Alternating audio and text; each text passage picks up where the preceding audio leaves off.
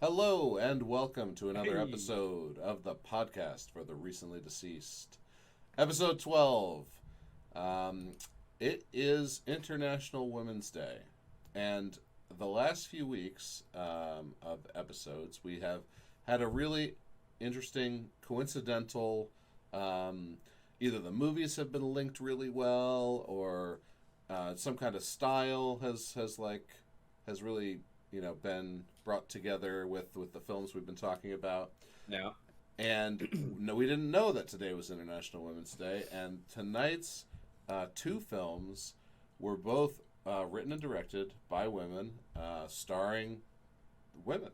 Yeah. These are female-led horror films, um, totally done by accident, but a nice coincidence that we happen to be discussing them today. Yeah, when we originally had scheduled them together after adjusting what we were planning on doing, they're both tagged as comedy, thriller, horrors. And so that was the original impetus for us combining the two. And they're both new.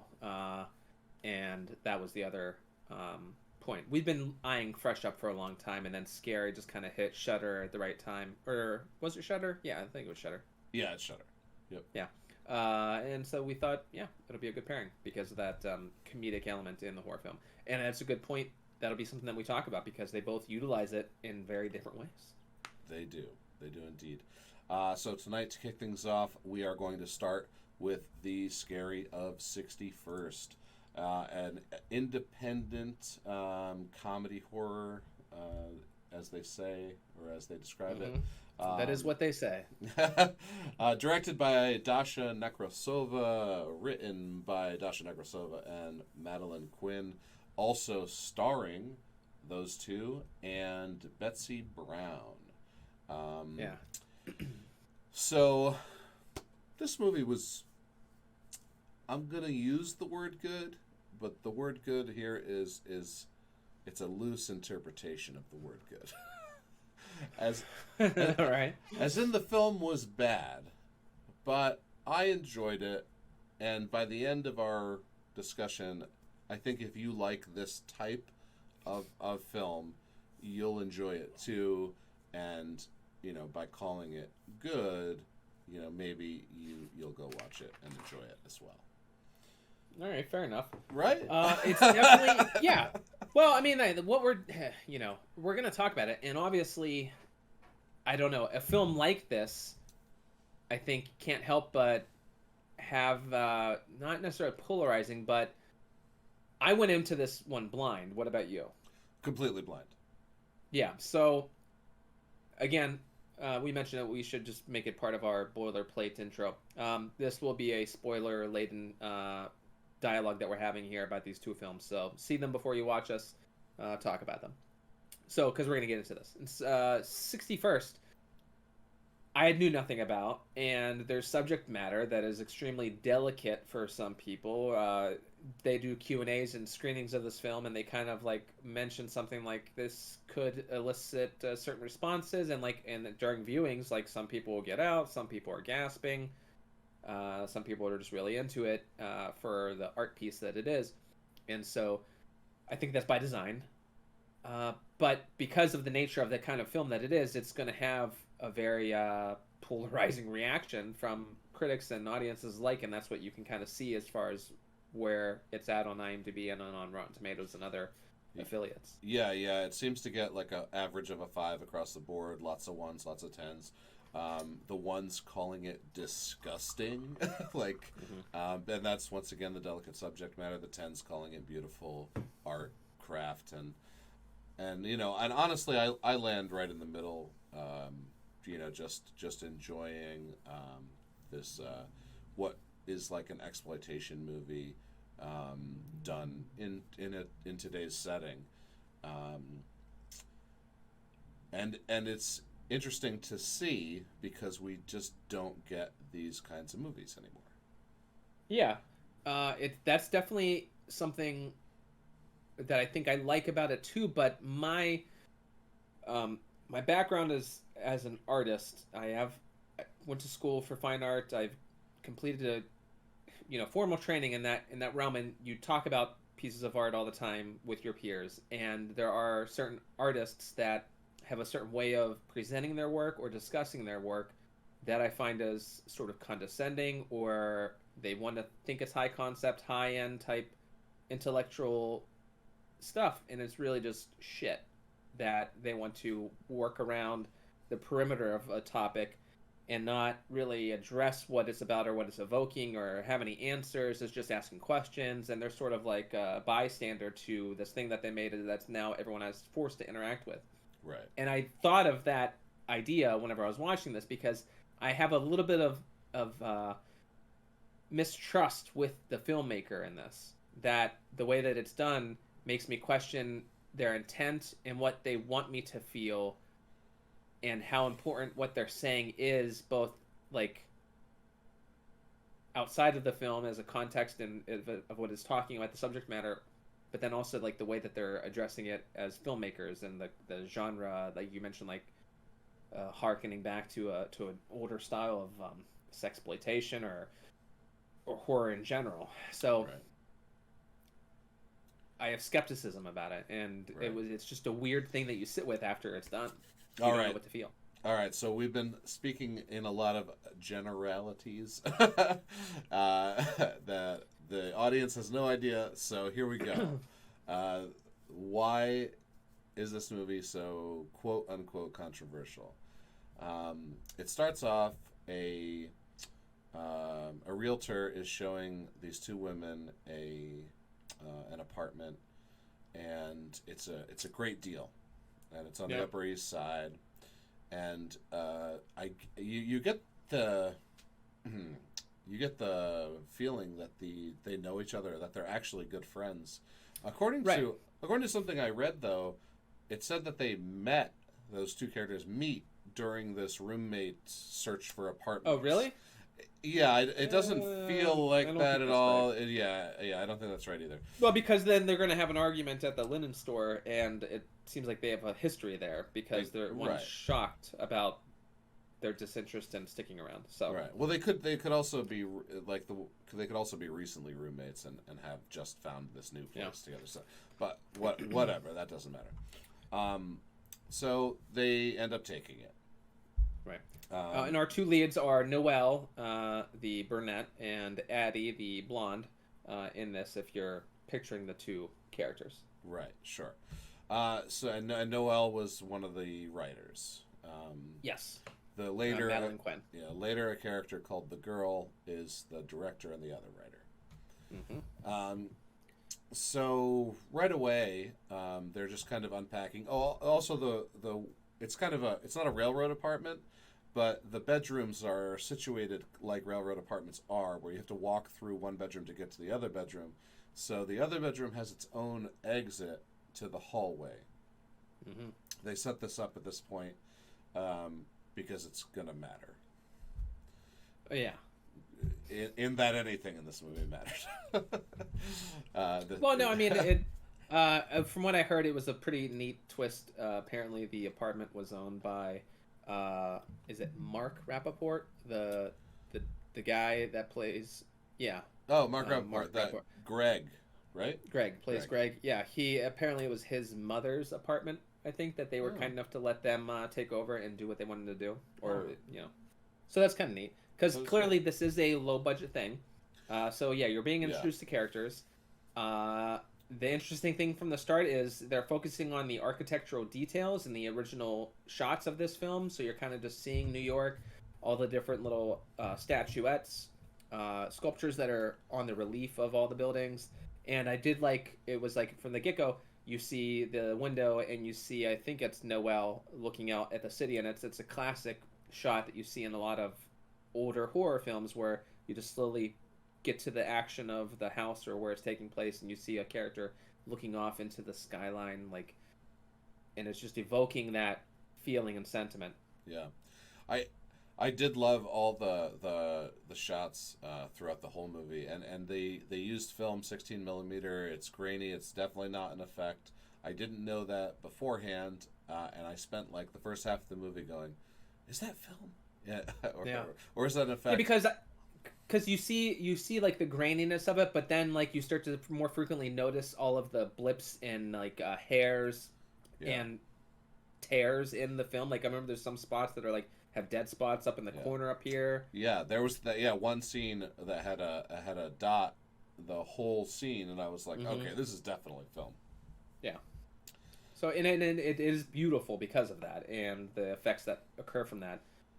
You right away know to respect it more, to like look at it more as a piece of art It and also meaningful. it also definitely helped the film feel like a '70s shock sexploitation movie, Yeah. which assuming that's what they were going for, I'm going to go ahead and assume that's what they were going for because that's how I enjoyed it. Yeah, I'm always of the mindset that these are intentional These are decisions. intentional, You're the yeah. artist making it, and so like that's they are. So the film grain shooting on 60 millimeter definitely helped with that effect, give that kind of feel to the film. Mm-hmm. All right, so their first night, they're unpacking and talking, and there's they get shocked as a buzzer is buzzing their front door, and they look outside, and it's a girl. It happens to be the girl, and they say she looks like a Jehovah's Witness, and that they should hide from so she doesn't see her in the window, and then they go about their night. Yeah, but Noel does catch her, or Addie does catch her eye and sees her before she ducks behind the curtains and all that. They're drinking room temp White Claws. Room temp. And White so if Claws. you had any illusion about when this was taking place, because it's sort of ambiguous at the start, the minute those White Claws at the table, you know this is a modern Yes. 20-something apartment. And for anyone who, is into like beer culture White Claw? or White Claw, they were 19.2s. They were not 12-ounce cans. These ladies were drinking tall boys. Yeah, doing it fucking right. I mean, if you're gonna drink something pedestrian and garbage, like a White Claw, at least get the fucking tall boy. At least get the big one, right? So they go to bed, and right away, the supernatural occurs. Is it Betsy? Betsy Brown, Addie, the actress who plays Addie, has a nightmare. And she wakes up screaming. She doesn't really know where she is. And then we just like cut to them in the store already in the morning, I think, right? Yeah, I'm pretty sure it goes. Yeah. They're just shopping for the new apartment, and she's telling Noelle about the nightmare. Mm-hmm. Yeah. That she was like bound with blue and white vinyl rope and some other things. Yeah, she wanted to sleep with Noelle because she didn't. I don't know if she felt weird or whatever. But she's like, "You got an air mattress. You're fine." Right. She had to sleep on the air mattress, right? Yeah. So yeah, they're in the store, and this is where. So there was a beat with the realtor where they ask for the apartment to be cleaned, and he's like, well, "What's the matter? You don't have a broom? Don't you have a broom?" And like, I didn't think it was funny. I thought it was just like, okay, it's just like an obvious like on the nose like joke. It's sexism. Got it. Yeah. I didn't think it was particularly funny, but like that kind of humor, deadpan, to be comedic value is really the theme of the movie. Whenever it's delivered, that's how it's delivered. Yeah. And it's either you appreciate it or you don't. And this is heightened by the character that's now going to be introduced soon, where they talk about the boyfriend Greg. Right. And the other thing, right out the gate, pretty quickly, trigger warning. The character goes, "He's retarded." Or he's a retard. Yeah. And the other girl's like, I agree, he is retarded. And it's like retarded. Twice, back to back, like it's not that it's shocking, but I was like, man, usually the people aren't cool about just throwing that in there for like not really much meaning. It's just kind of like in there, and it doesn't it's tasteless, I guess, and maybe that's the point. Yeah, let's talk about the actors for a second. Okay. The three female leads are all pretty good. Betsy Brown, the best performance in the film, and then the two writers and the director Dasha. So Noelle and the girl characters, they're pretty good. Greg's terrible, and a couple other side characters are obviously bad. but you expect bad acting from independent low budget movies, and it doesn't deliver. Now, the dialogue between these two girls does feel extremely natural. Like as they talk to each other, um, it's almost not even like the science of screenwriting here. This feels like an actual conversation, people talking normally and like candidly with each other. You're talking with Noelle and Addie? Yeah, like Roommates? all their conversations felt very, very like fly on the wall realistic, as opposed to like here's your Hollywood canned dialogue for shopping in a shopping center. Like this is how you talk, and you're telling a story and an anecdote and a punchline, and didn't flow like that at all. It was very casual, very realistic, and yeah, okay. So the comedy was deadpan, and it was mean. It was cruel because it was at the expense of other characters. Like the way you would talk trash about your retarded boyfriend. Right. Like, so I found, this a little charming. Like, to be in the movie and to have actual good acting in this, like, low-budget indie flick, I enjoyed. Okay. I did kind of cringe at the use of the word retarded. I also cringed at the use of the word faggot, which I think was also like twice in the movie. Referencing Greg, the boyfriend. Yeah, once again talking about Greg, and I don't think for comedic value when they dropped that bomb, they were just insulting him. Yeah. I definitely am sold on Betsy Brown's performance. I, however, am not sold on either Madeline or Dasha's performance. Unless it's intentionally meant to be like, yeah, these are just two dumb fucking people. Because that's how they are, to me, in a lot of this movie. They're both just dumb. Yeah, Noelle was like the cold, bitchy friend. And then the girl comes in, and she's almost the same personality. They're the same. So they mirror each other. They mirror each other exactly, and which is why they kind of get caught up in this gay romance while hunting. Is it time to say it? The elephant that hung himself. The elephant in the movie. Corner of the room. So for some reason, the girl is doing a report on the Jeffrey Epstein. A report? or an She's investigating. She's investigating. You make it sound like she's in fucking middle school. Yeah. You called it a report. Or college. She's investigating the Jeffrey Epstein cases. Yeah. His murder or apparent suicide. And that's why she's so interested in the apartment. The apartment was owned by Jeffrey Epstein, and it's on 61st Street.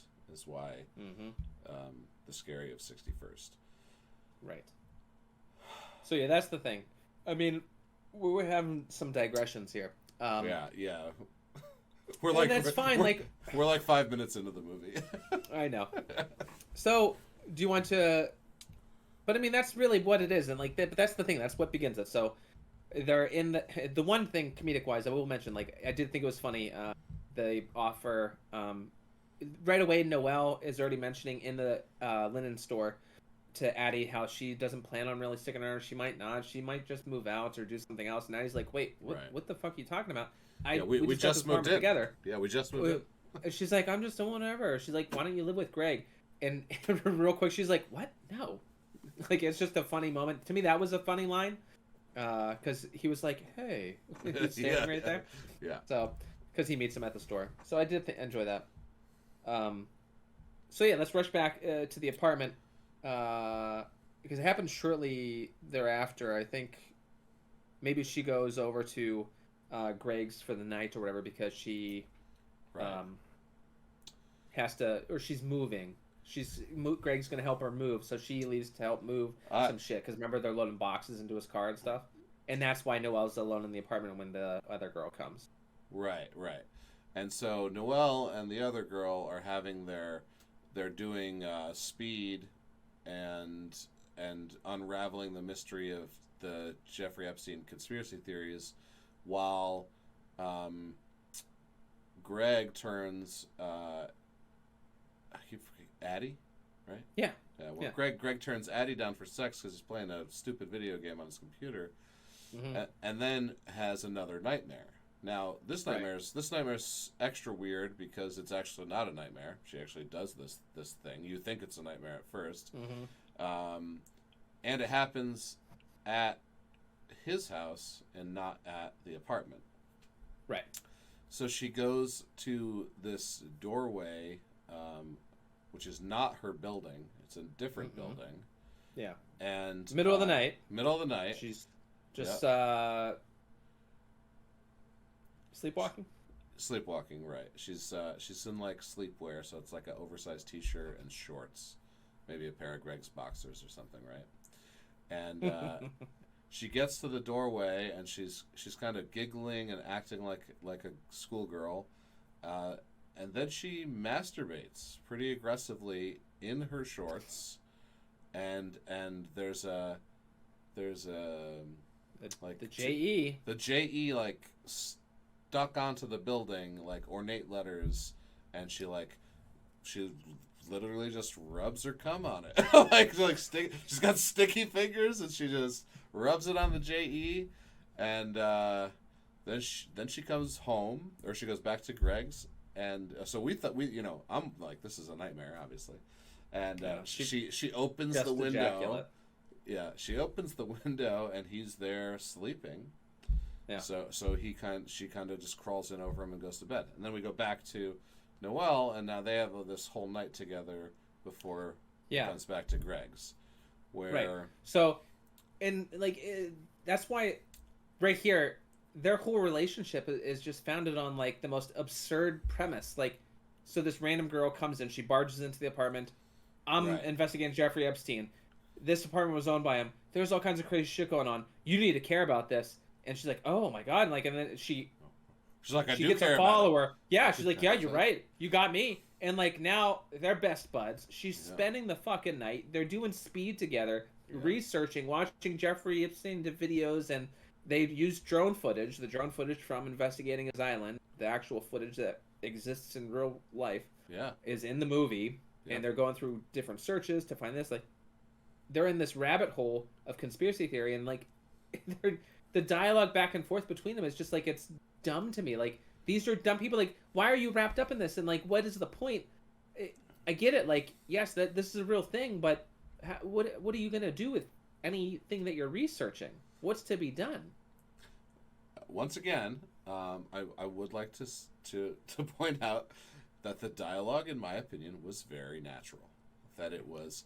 I get that. It felt and like they're just stupid. Yeah. No. Everything they said was dumb. Absolutely, I'm not disputing that. But it felt like I was watching like two guys high on coke. Like, right. Yeah. You know, it would be cool if we built this. Yeah. And then like them just going back and forth, feeding off each other's insanity, while high on coke. Yeah. And so they're like taking little Adderall or some shit and put it in water. They call it something else, but it's more or less Adderall. And I mean, I'll be honest, I can relate. There was a period of time in grad school when I did this. I was them. I get that. I was their age. We stayed up all night taking Adderall and making art and talking about crazy shit. So I can't knock it in that sense. Right. So once again, the premise and plot of this film are completely nonsensical. What I enjoyed from the film was the camera work. I loved how natural the dialogue was. I really did like the one performance, and we'll get into some more of the shock here in a bit. Right. Well, yeah. So because right after So it does okay, this overnight thing, it cuts back to Greg and Addie. I think they do sleep together, the Noelle and the girl, right away. That Right? night, is that when Yeah, it happens? Yeah. yeah. So then, Yeah. Like, and that's the thing. Like, yeah, they do in your face type overt sex acts. Like the masturbating at the doorsteps. You're like, whoa, Right. that's not something you just see every day. Right. Especially with a female actor so aggressively. Yeah. she's right. she's aggressive. She's really going at it. Like I'm usually told, tone it down a little bit. The lesbian sex scene was also, I mean, without even having very much nudity, was also very graphic. With some just good camera work, like just showing, here's some stuff you probably haven't seen unless you watch a lot of art, or artsy, live it, I guess. yeah. Yeah. Unless you watch some artsy porn,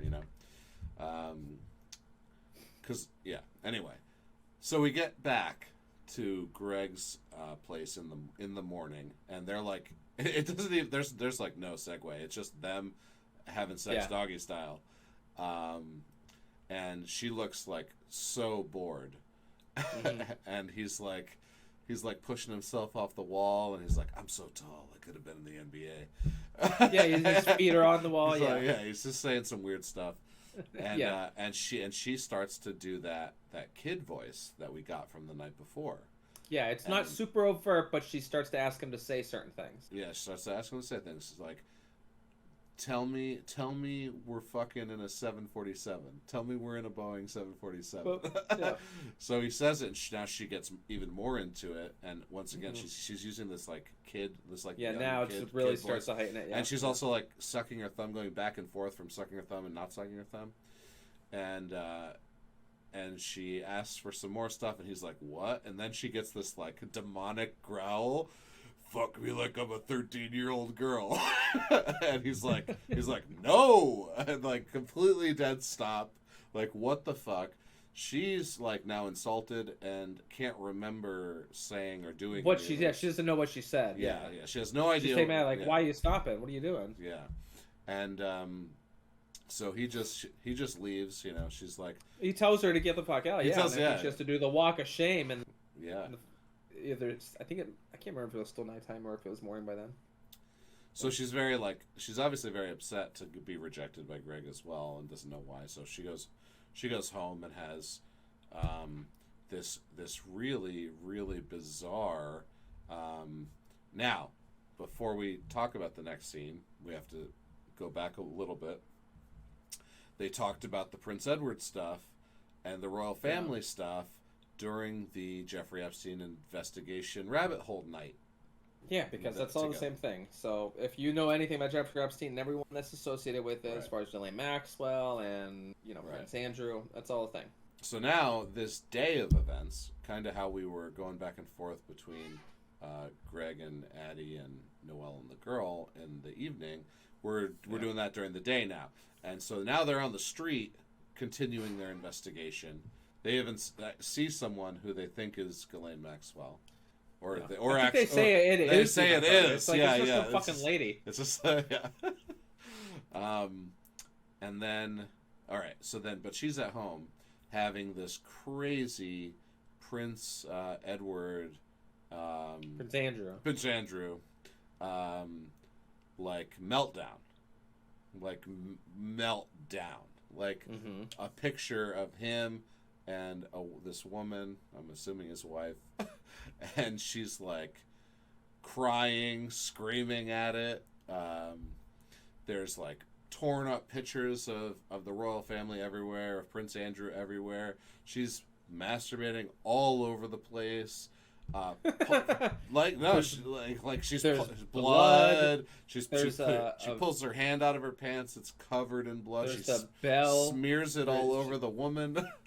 There's the royal honoring of the wedding or whatever, the bell that she has, and that's got blood all over it. And there's also fruit and other shit on the floor, as if it is sort of like a seance-y type setting, sort of like satanic or witchcraft type stuff, where it's like you're using natural elements. And that's sort of also referenced because she's when they first get the apartment, she's smudging I thought of you and Pete for a minute. Yeah.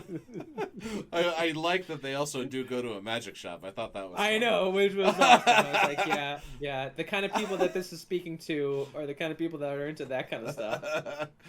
um, Also, there was another reference there to, yeah, there was the fruit, and oh right, there's the spoon.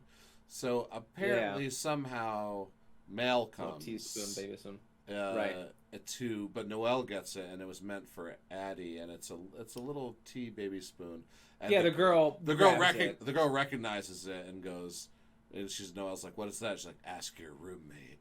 Like, oh, okay, all right. Yeah. Um, Yeah, because I guess what they're saying is Addie ordered it. She wanted the spoon. She ordered it off the internet or whatever, or maybe it just arrived for her. Because again, the whole idea of her now embodying the spirit of a 13-year-old girl who was that murdered is by fawning, but is now has a Stockholm syndrome type affection for Prince Andrew now, right, and Jeffrey right, Epstein. and was murdered in the apartment, assumedly, but like definitely loves Yeah, very odd. like those two Again, or lots of wants them. questions and lots of things that you might ponder upon, but like nothing's really ever finalized and Yeah. addressed aside from the fact that this kind of weird stuff happened. Right, right. Okay, so they go on their day adventure, and then they come home to Addie stirring tea with milk in it, with that baby spoon. And how did you get that when it was in the girl's pocket the whole time? Is said, but she doesn't really answer the question because she's like completely gone full on child spirit at this point, and she's just basically mumbling baby talk. Yeah, it's really fucking weird, right?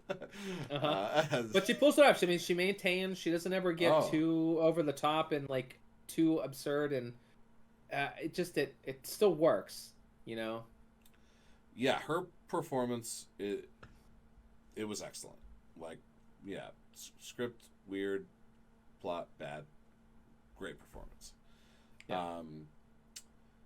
Okay, so we are coming up on the climax already here. Yeah. So yeah, it's all right. What happens? I mean, a lot of shit starts to go down. I don't remember how it leads to it because I stopped watching. I stopped taking notes after a certain point because I was like, I'm just gonna experience this because there's not a. I've got it. Right. They are beating you over the head so much with the Epstein stuff and this 13-year-old girl and all the masturbatory scenes, the drugging of them and doing all the investigation. Like, I got it. Right. I guess we did glaze over that Noelle and the girl stop at the magic shop. Oh, sure. And they found those two tarot cards in the house. Tarot cards, yeah. One was the sun, which references the island, which Epstein had. Look at he had that big mosaic. Yeah. And the other one was the sword, and it had the sword. It had and that's five, what had the 5 points on it or something. Yeah, that was the one that was in Addie's stuff, and they show the shopkeeper there, who's pretty cool. I actually enjoyed him. He was kind of funny. He was very standoffish, but they're like, tell us what these mean. He's like, they mean you have to get out of your house right now. And more importantly, get out of my shop too. Yeah. But then he's like, this obsidian will protect you. Yeah. And he hands them a fucking piece of volcanic rock. Piece of rock, yeah. To take as a token to ward off whatever is gonna befall them. Right. Little did we know that the piece of obsidian would be the smoking gun. Yeah, well, and so at some point, the girl tries to convince Noelle that they have to get rid of Addie. That she's somehow already far gone. Like, that she's starting to put things together. She's somehow connected, and you gotta get rid of her in some kind of way. Right. So there's like a basement. They call it a basement, but it's like it's like around a corner, a room, and well, it is downstairs, but yeah. So is this is Addie and the girl are having a confrontation here? Well, Addie is down there doing her worshipping. Right. And and Noelle No, the girl. is The girl. the Comes girl is in. confronting The her. girl confronts her because Right. Noelle's the one who kills her. I think, right? Because Yes. correct. Yes. Because yeah. The girl confronts her, and So Addie Addie's takes her out. gets her doing a couple slams of the head against something, Yeah. and On the then concrete. Noelle comes out with a knife and stabs her a whole bunch of times in a Yeah. very low budge bloody stab scene, which I thought was cool. It was actually a pretty good kill. Oh yeah, it was really cool. I mean, I'm pretty sure she was holding a shard of glass, and so it's like, okay, I mean, your hand is obliterated, but whatever, it's fine. This is a movie. Right. So then It was a cool kill. it Yeah. was a cool kill. So now the girl is relieved, and Noelle is, just killed her friend, and doesn't really show much remorse for it, except for they move into another room, like the main room. Well, Or is this where the piano comes in already? yeah. Well, it does. Noelle goes back upstairs, Right. and you see the realtor at the piano. Yeah. And the Noelle says it's done, Right. and we're like, okay, so they don't tell you anything. They don't answer any questions. It felt to me like maybe Jeffrey Epstein's soul was in this body, and this is just them continuing their thing, doing what they do, and who knows who's occupying Noelle, or if Noelle's been a part of it the whole time. That would be one huge coincidence in my mind if that were true. Right. Somehow though,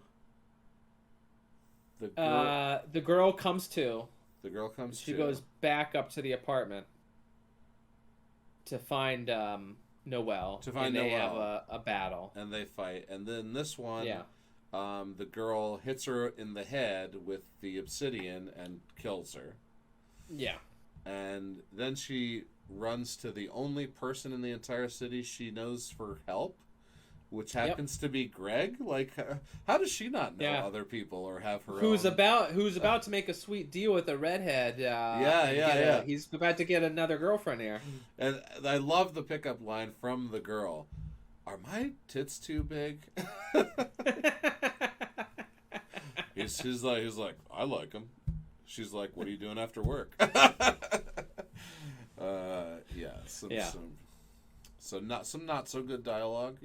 I know I praised it earlier. Well, but again, like to your point, it's kind of like the intentional, like the time period that this seems to sort of want to reference or harken back to, right? And evoke. This is what would be expected in it, and so I can understand the artistic reasoning behind it and leaving it like that. Right. Yes. So she shows up, and we've interrupted Greg at work twice now, and he got yelled at by his boss one time already. Yeah, we didn't talk about it, but that was a funny part. Yeah. Oh, the boss being like Eastern European. Yeah. Yeah. Yeah, get your girlfriends out of here or whatever. He's like, I don't care. Too many girlfriends. Right. So she's like, I need your help, blah, blah, blah. He's like, you're crazy, get out of here. He's like, your girlfriend is dead. Yeah. He's like, what? He starts to emote a little bit, and she's like, yeah, Jeffrey Epstein, and blah. She gives him a quick synopsis of what's been going on the last 2 days. Yeah.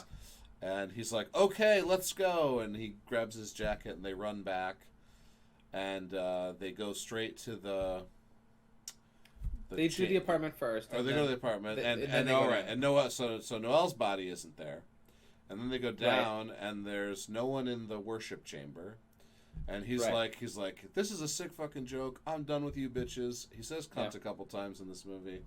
Someone says, what's that cunt's problem?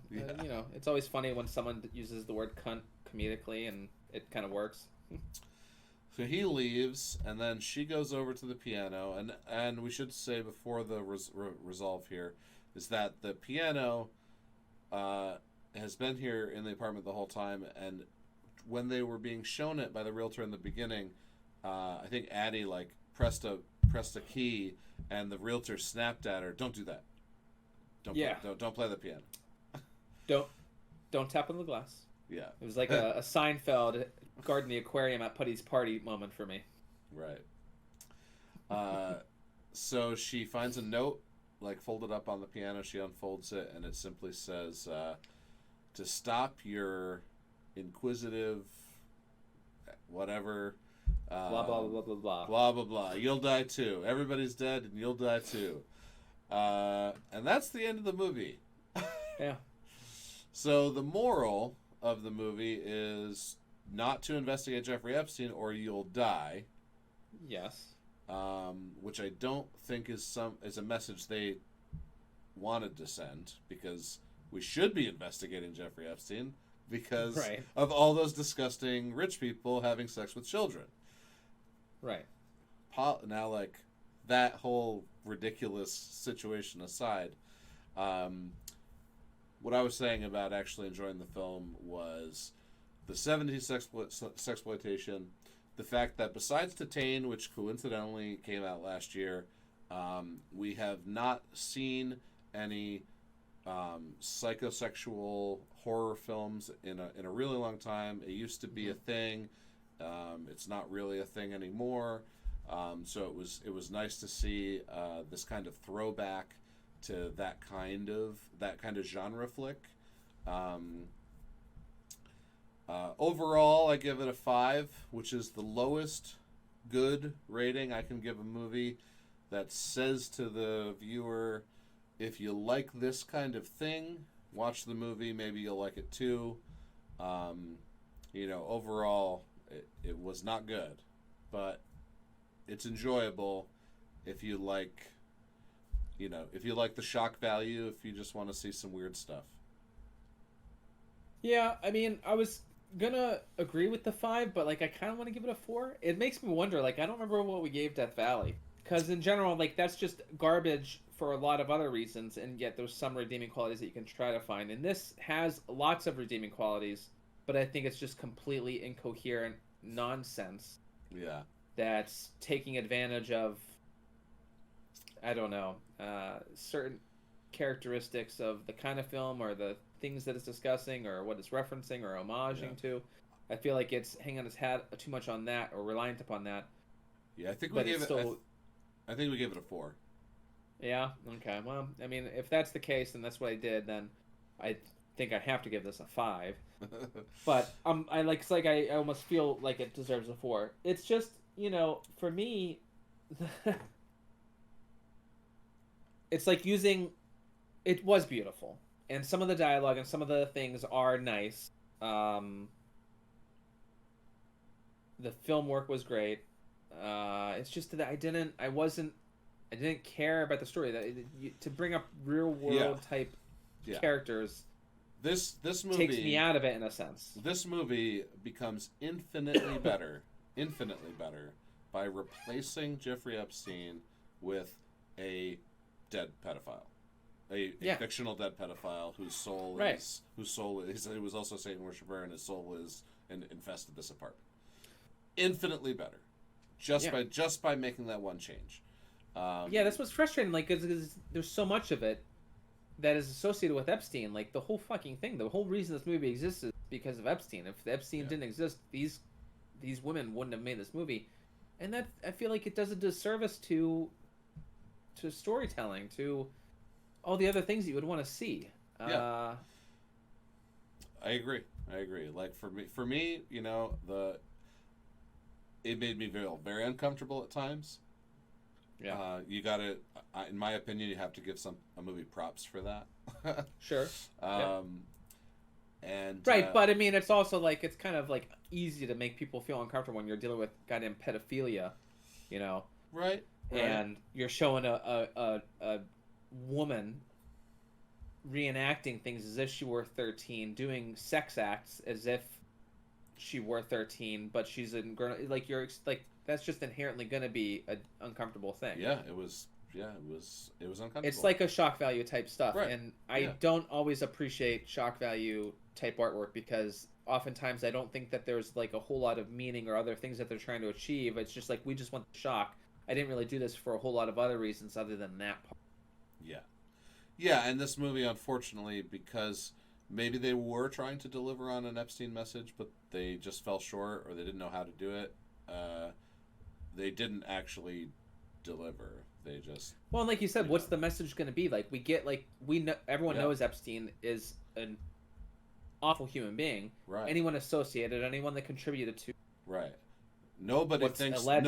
Nobody thinks he killed himself. Like right, we're all on board. Yeah, none of this is new ground. So we'll see. I mean, you know, they throw around a lot of names in their night investigations, and it's like, as far as defamation, people might be interested in saying like, yeah, don't play this fucking movie in my town ever. You know what I mean? Like, yeah. Or in my country, I'm pretty sure the royal family doesn't appreciate this portrayal. Oh, sure. But from what I gather, no one said anything about that just yet. So what once again, very polarizing. I'm gonna shoot it straight down the middle and give it that 5, and say that if you want to see some weird stuff, it might be worth your 82 minutes.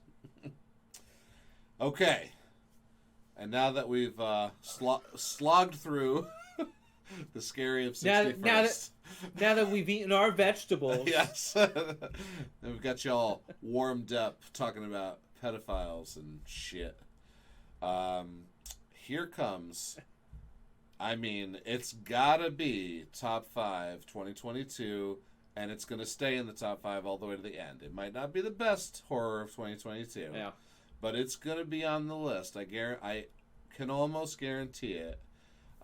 Fresh. If it's not in the top 5, then this year is gonna have 5 other fantastic fucking movies, and that's even better to look forward to. But it's guaranteed top 5. It's the best for the year, hands down, right now. Yeah. And it might hold on to that spot. Yeah. Oh yeah, absolutely best of the year so far. Directed by Mimi Cave, written by Lauren Kahn. Did we say the title? Fresh. I did say the title, but that's okay. We'll say it again. Fresh. It's a Searchlight picture, exclusively on Hulu. So the movie's so nice, we named it Thrice. Yes. Sorry, I didn't catch it, but I was excited. I want to make sure we did say it. It's all right. It's all right. And again, this was one that we both knew was coming out. Yes. But I did not. And look, my thing, and we've talked about it, we don't want to watch trailers oftentimes. Trailers will ruin a fucking movie so quickly. I hate trailers so much. In fact, I was having this daydream about a world where instead of trailers, we got movie posters back. And it just said the name of the movie and then the one tagline. That's all you get. You get one sentence to describe your movie. The night he came home. Oh, a black poster. It says alien across it. And at the bottom it says, in space, no one can hear you scream. I'm going to give you $20, $50. I'm going to give you $100 to see that movie. You show me the trailer, I'm like, man, I'll stream it. It's different. It's the fucking modern age, man. There's different media. People need to be tantalized. They need to be hit over the head. They need to be so convinced to go experience art or something other than just watching the same boring shit that's on cable. The audience is not stupid, Rodney.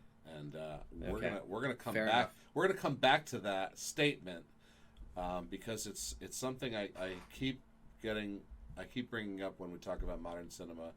I feel like I get treated as a viewer like I'm dumb, and I'm not. And if the movie didn't treat me like I was dumb, it would have been better. And we'll get to that later. I'm excited to hear it because I that feeling never came up. Like whatever. So needless to say, this movie's fan-fucking-tastic. We love this movie. Fantastic. I watched it twice. So did Rodney. Yep. Yeah. Had to. I saw it alone on the desktop, and I had to show my wife. I was like, she's not using the horror. I was like, you're gonna love this one, and it didn't disappoint. So yeah. All right. Before we even get into the play-by-play, Daisy Edgar Jones and Sebastian Stan, excellent performances from both of them. They are fantastic. Their chemistry together was excellent. Separately, they're both just great in this movie.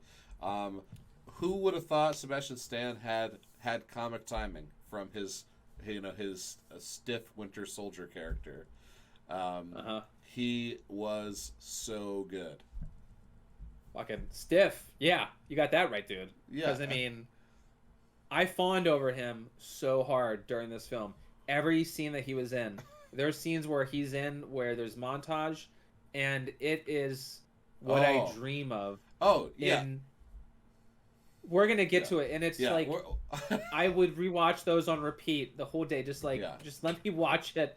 When I need a pick me up, let me watch it. There was one. I loved it so fucking much. There was one other movie this movie reminded me of often, and it is American Psycho, if that's what you're thinking.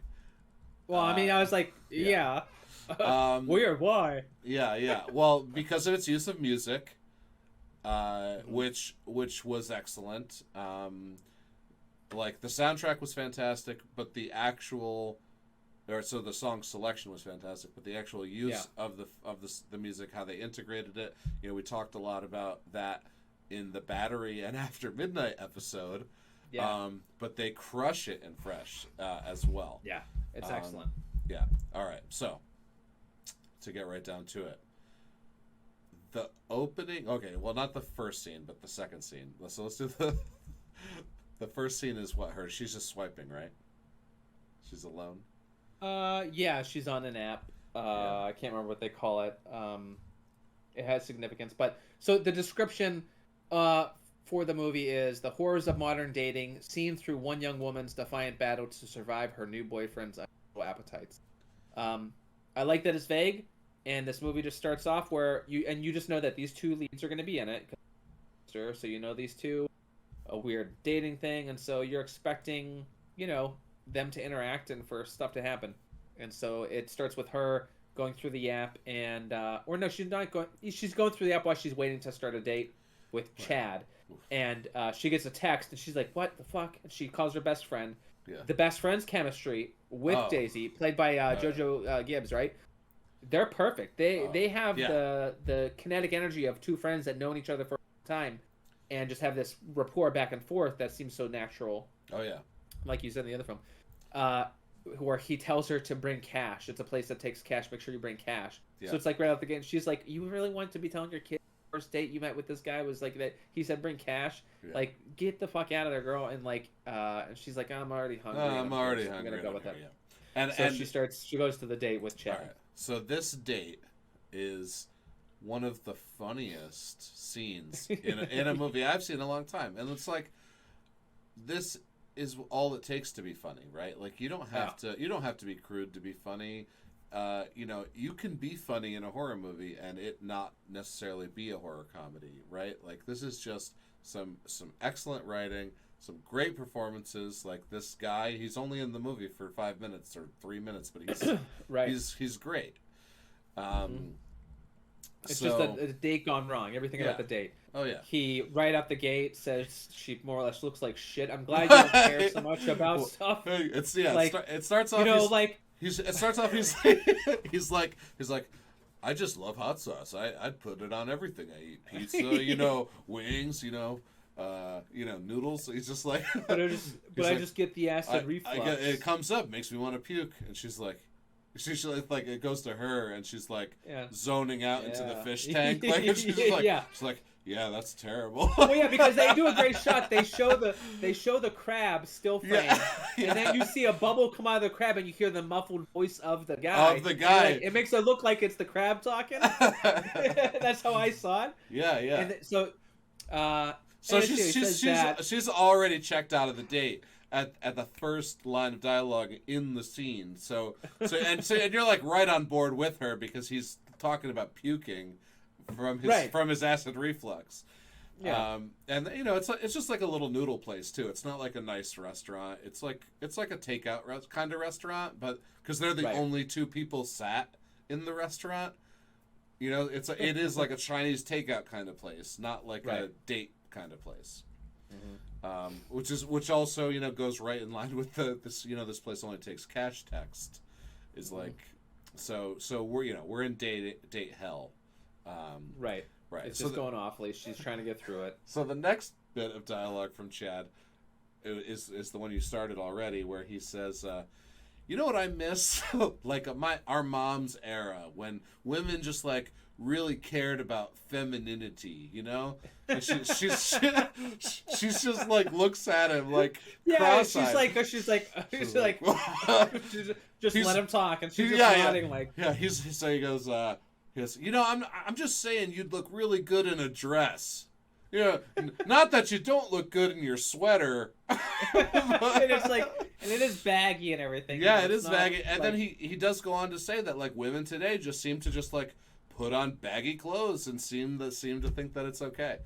yeah, whatever seems comfortable. And he's like, you know what I mean, right? You know what I mean, right? Like he keeps saying that until she says right. Like, you know what I mean. This scene is so fucking good. Like, I don't care if horror is your thing or not. Yeah.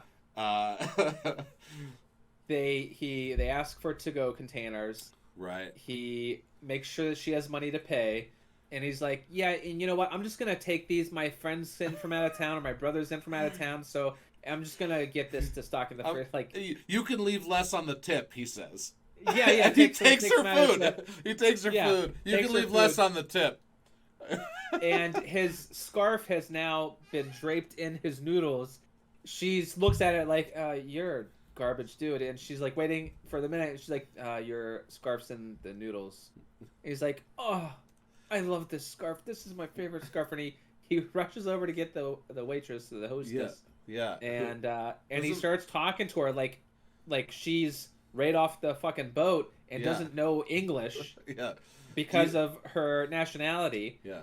Do you have sparkling water? Bubble water. Bubbles? Do you know what bubbles are?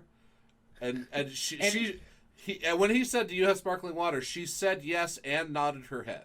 Yes. And then he berated her with the rest of that dialogue. And she looks over at the girl like, "Is this fucking guy serious right now?" Yeah. And walks away. And she goes and get it. And he's like, "Do you think she understood?" I don't think she speaks English, he said. I have wanted to talk about this scene since I saw the movie the first time. Yeah. It's like I was like, I can't wait to talk about this movie, but I really can't wait to talk about the date at the beginning. So it they was leave. so good. It was. They're on the sidewalk, and he starts saying how like, yeah, this is fun. I had a fun time. Yeah. We should do it again. And she's like, yeah, nah. I just don't think we're a match. And he immediately 180. Yeah, he's like, oh man, I was just being nice. You're not even my type. And she starts laughing, and he goes, oh, you think that's funny? Well, have a nice time trying to find a guy, you stuck-up bitch. And I think that's verbatim. I think that's the actual line. And she's just like, what the fuck? Just like she's left standing there, but then she's like, "What the fuck?" Completely dumbfounded. Yeah. So again, this is like this movie. The impetus for the events that transpire might be rooted in modern dating, but I don't think that this movie is necessarily trying to make a commentary on it. It's just matter of fact. This is the shit that's going on nowadays, and this is real life, and it's absurd. And you have to laugh about it and make fun of it. And so I don't think that it's necessarily like, you know, oh, dating is a thing. I don't think it's necessarily making a stance. It's just saying this is how things are going. So yeah, that's how it starts. The next day, she's talking with to her best friend about the date, and they're just laughing about it. Right, they're boxing. Yeah. Boxercising.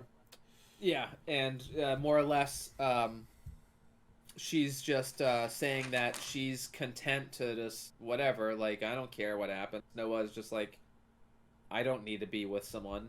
Right. Fuck Ariel, you know. Yeah, right. All the women were raised to think that they need a man to validate their life or be with. They must wed or whatever. Because of Disney they're like, movies. fuck that. Fuck we were raised to believe that, and we don't subscribe to that. So let's move on. So then she gets back home, right? Yep, and she like opens the fridge and is like, "Fuck." So Right. then she's at the She grocery gets store. another. She gets a couple texts on her dating app, and the one guy immediately sends a dick pic. And she's like, "What the fucking hell?" Yeah. And then she checks the fridge, and she's got to go shopping. So she's frumping, and it's like sort of sad, you know. It's the dating app stuff. It's the date. She's like living alone. She's like trotting through this depressing grocery store, seeing a guy creeping on the milk and sucking his finger on the milk in the Yeah. store, like. And she Yeah. gets to the fresh vegetables, uh, and she's just perusing, and this is where we're introduced to the other character. Right. Sebastian Stan pops in, introduces himself not as Steve, not right away. But, Yeah, Steve. Yeah. And he's talking to her about cotton candy grapes, and if she's had that's what he's there for. that's what he's there for. Because he's going to see his sister to bring them And their to niece. her. And their niece. And right. he tells them about it, and they said, "Fuck you, they don't." And she's like, they have a cute back and forth where she's like, "Your niece, you said fuck you." He's like, "Yeah." 4-year-olds. 6-year-olds. Yeah, 4-year-olds, man. And so he's sort of like, he's like, "I see you don't believe me. You're gonna have to." So yeah, and they have this really nice conversation, and he's charming, and he makes a couple really bad jokes that she laughs at. And yeah, sort of like pickup lines, Yeah. and he acknowledges it. He's like, "But yeah, I got to shoot my shot." I'm going for it. Let's get that number, and she gives it to him. So then we go back to the friend where she's talking about the guy. She's talking about Steve, and he hasn't texted. He hasn't actually. She even says that she's actually a little disappointed that he hasn't texted. Mm-hmm. But as fate would have it, he does text that night. Right. Or even in that scene, maybe at the end of it. And this is their first date. They meet at the bar for drinks. Yes. The bar where she recognizes the bartender Paul, yeah. but we don't know why yet. And then they have a great night. And she orders a Manhattan with all the cherries she can get. And they more or less have drinks and eat cherries together, and like getting to know you.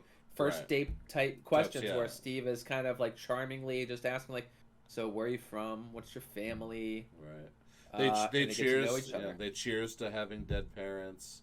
That's their connection. The comedy's a little dark. It is definitely a black comedy if you want to consider it. Right. So the date progresses just a little bit, and they now move to a booth, and this is where there's a scene where there's really interesting shots, and the cinematography starts to take more of like a forefront because it was sort of like in the background, like there. It didn't have like a style just yet, but now they're starting to show these weird angles with the mirrored wall that they're having the conversation next to, where the one character is like in profile talking like almost in the opposite direction of where the other character is imaged because of the mirrors. And it's sort of like they're just going back and forth, and she starts airing how she truly feels.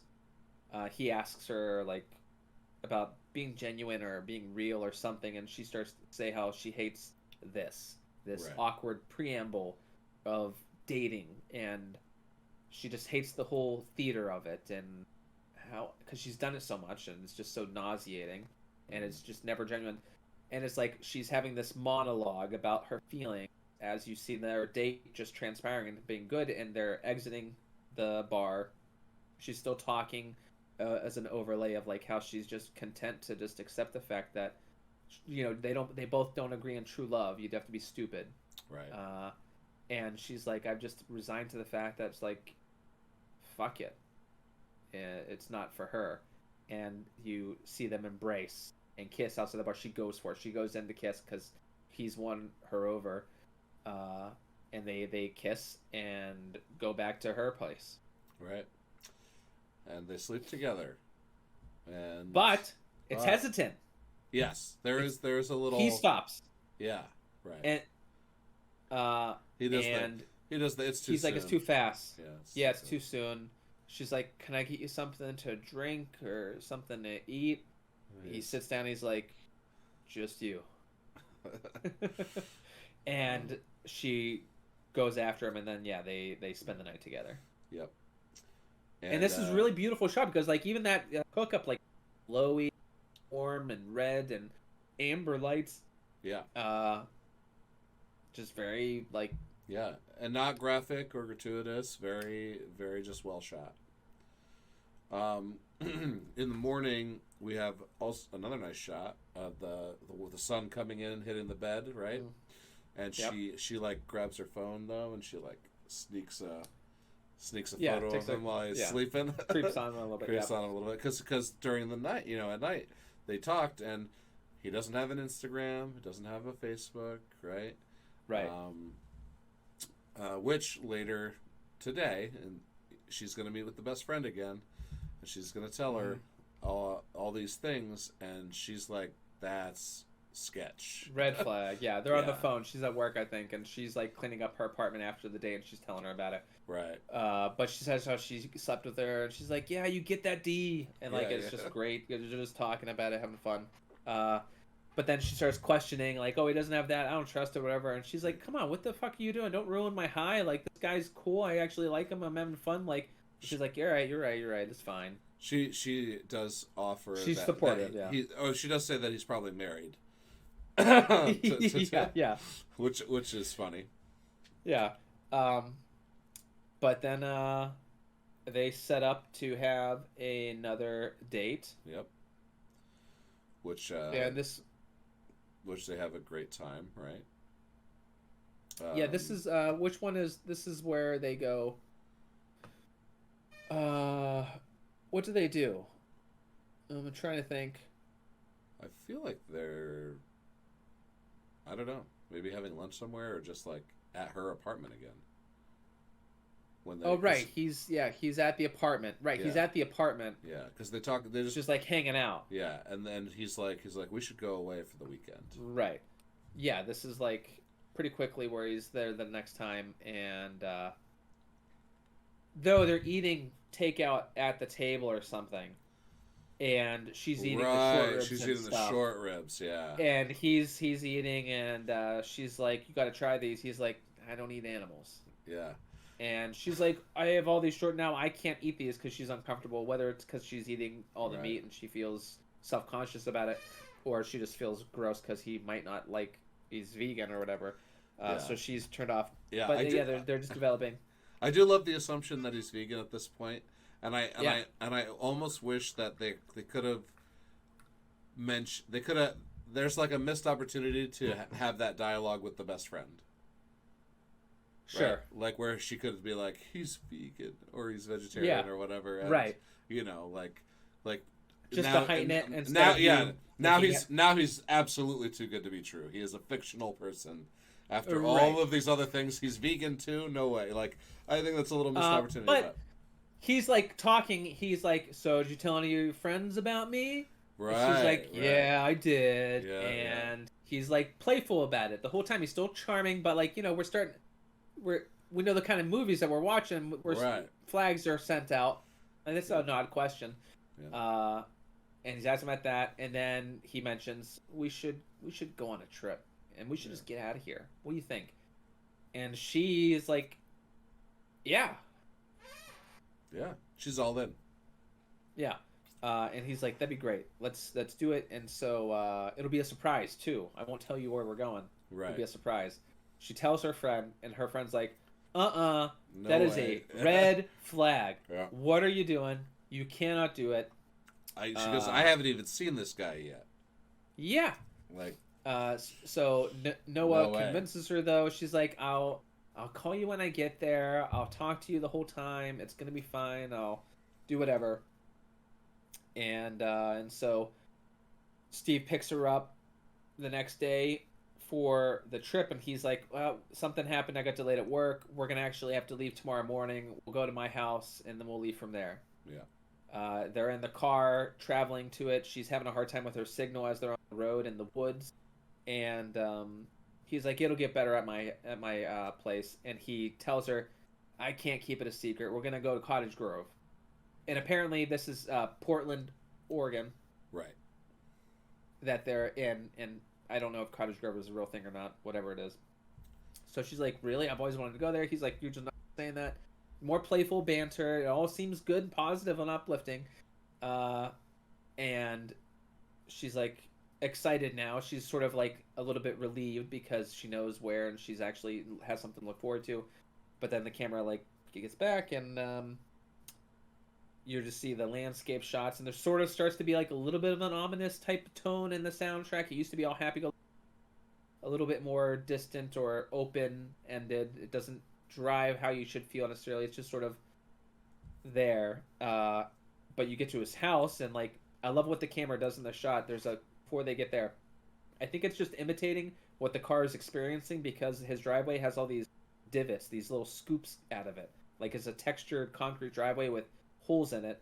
And so like you see the camera go like brrr, and like I imagine it's simulating what the car is feeling when it's driving over this fucking driveway. I thought it was a cool touch because it was unique looking. And when you see the trees lining the one green path, which is a landmark location that you'll see later for a different scene. They get to the house, and this is where the one shot, she's like, whoa. And then the camera goes up on a big crane, and you see a big ominous type house. It just feels ominous. Oh, yeah. It's dark. It's spooky looking. So it's they're in the middle of nowhere.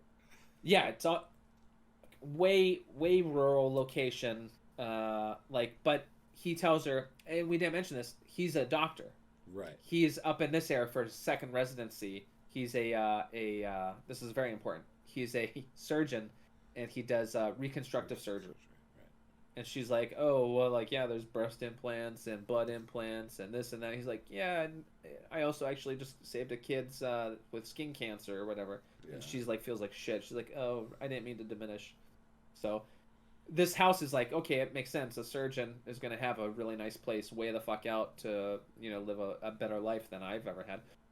And so then they go into the house for their first night at his place. Yeah.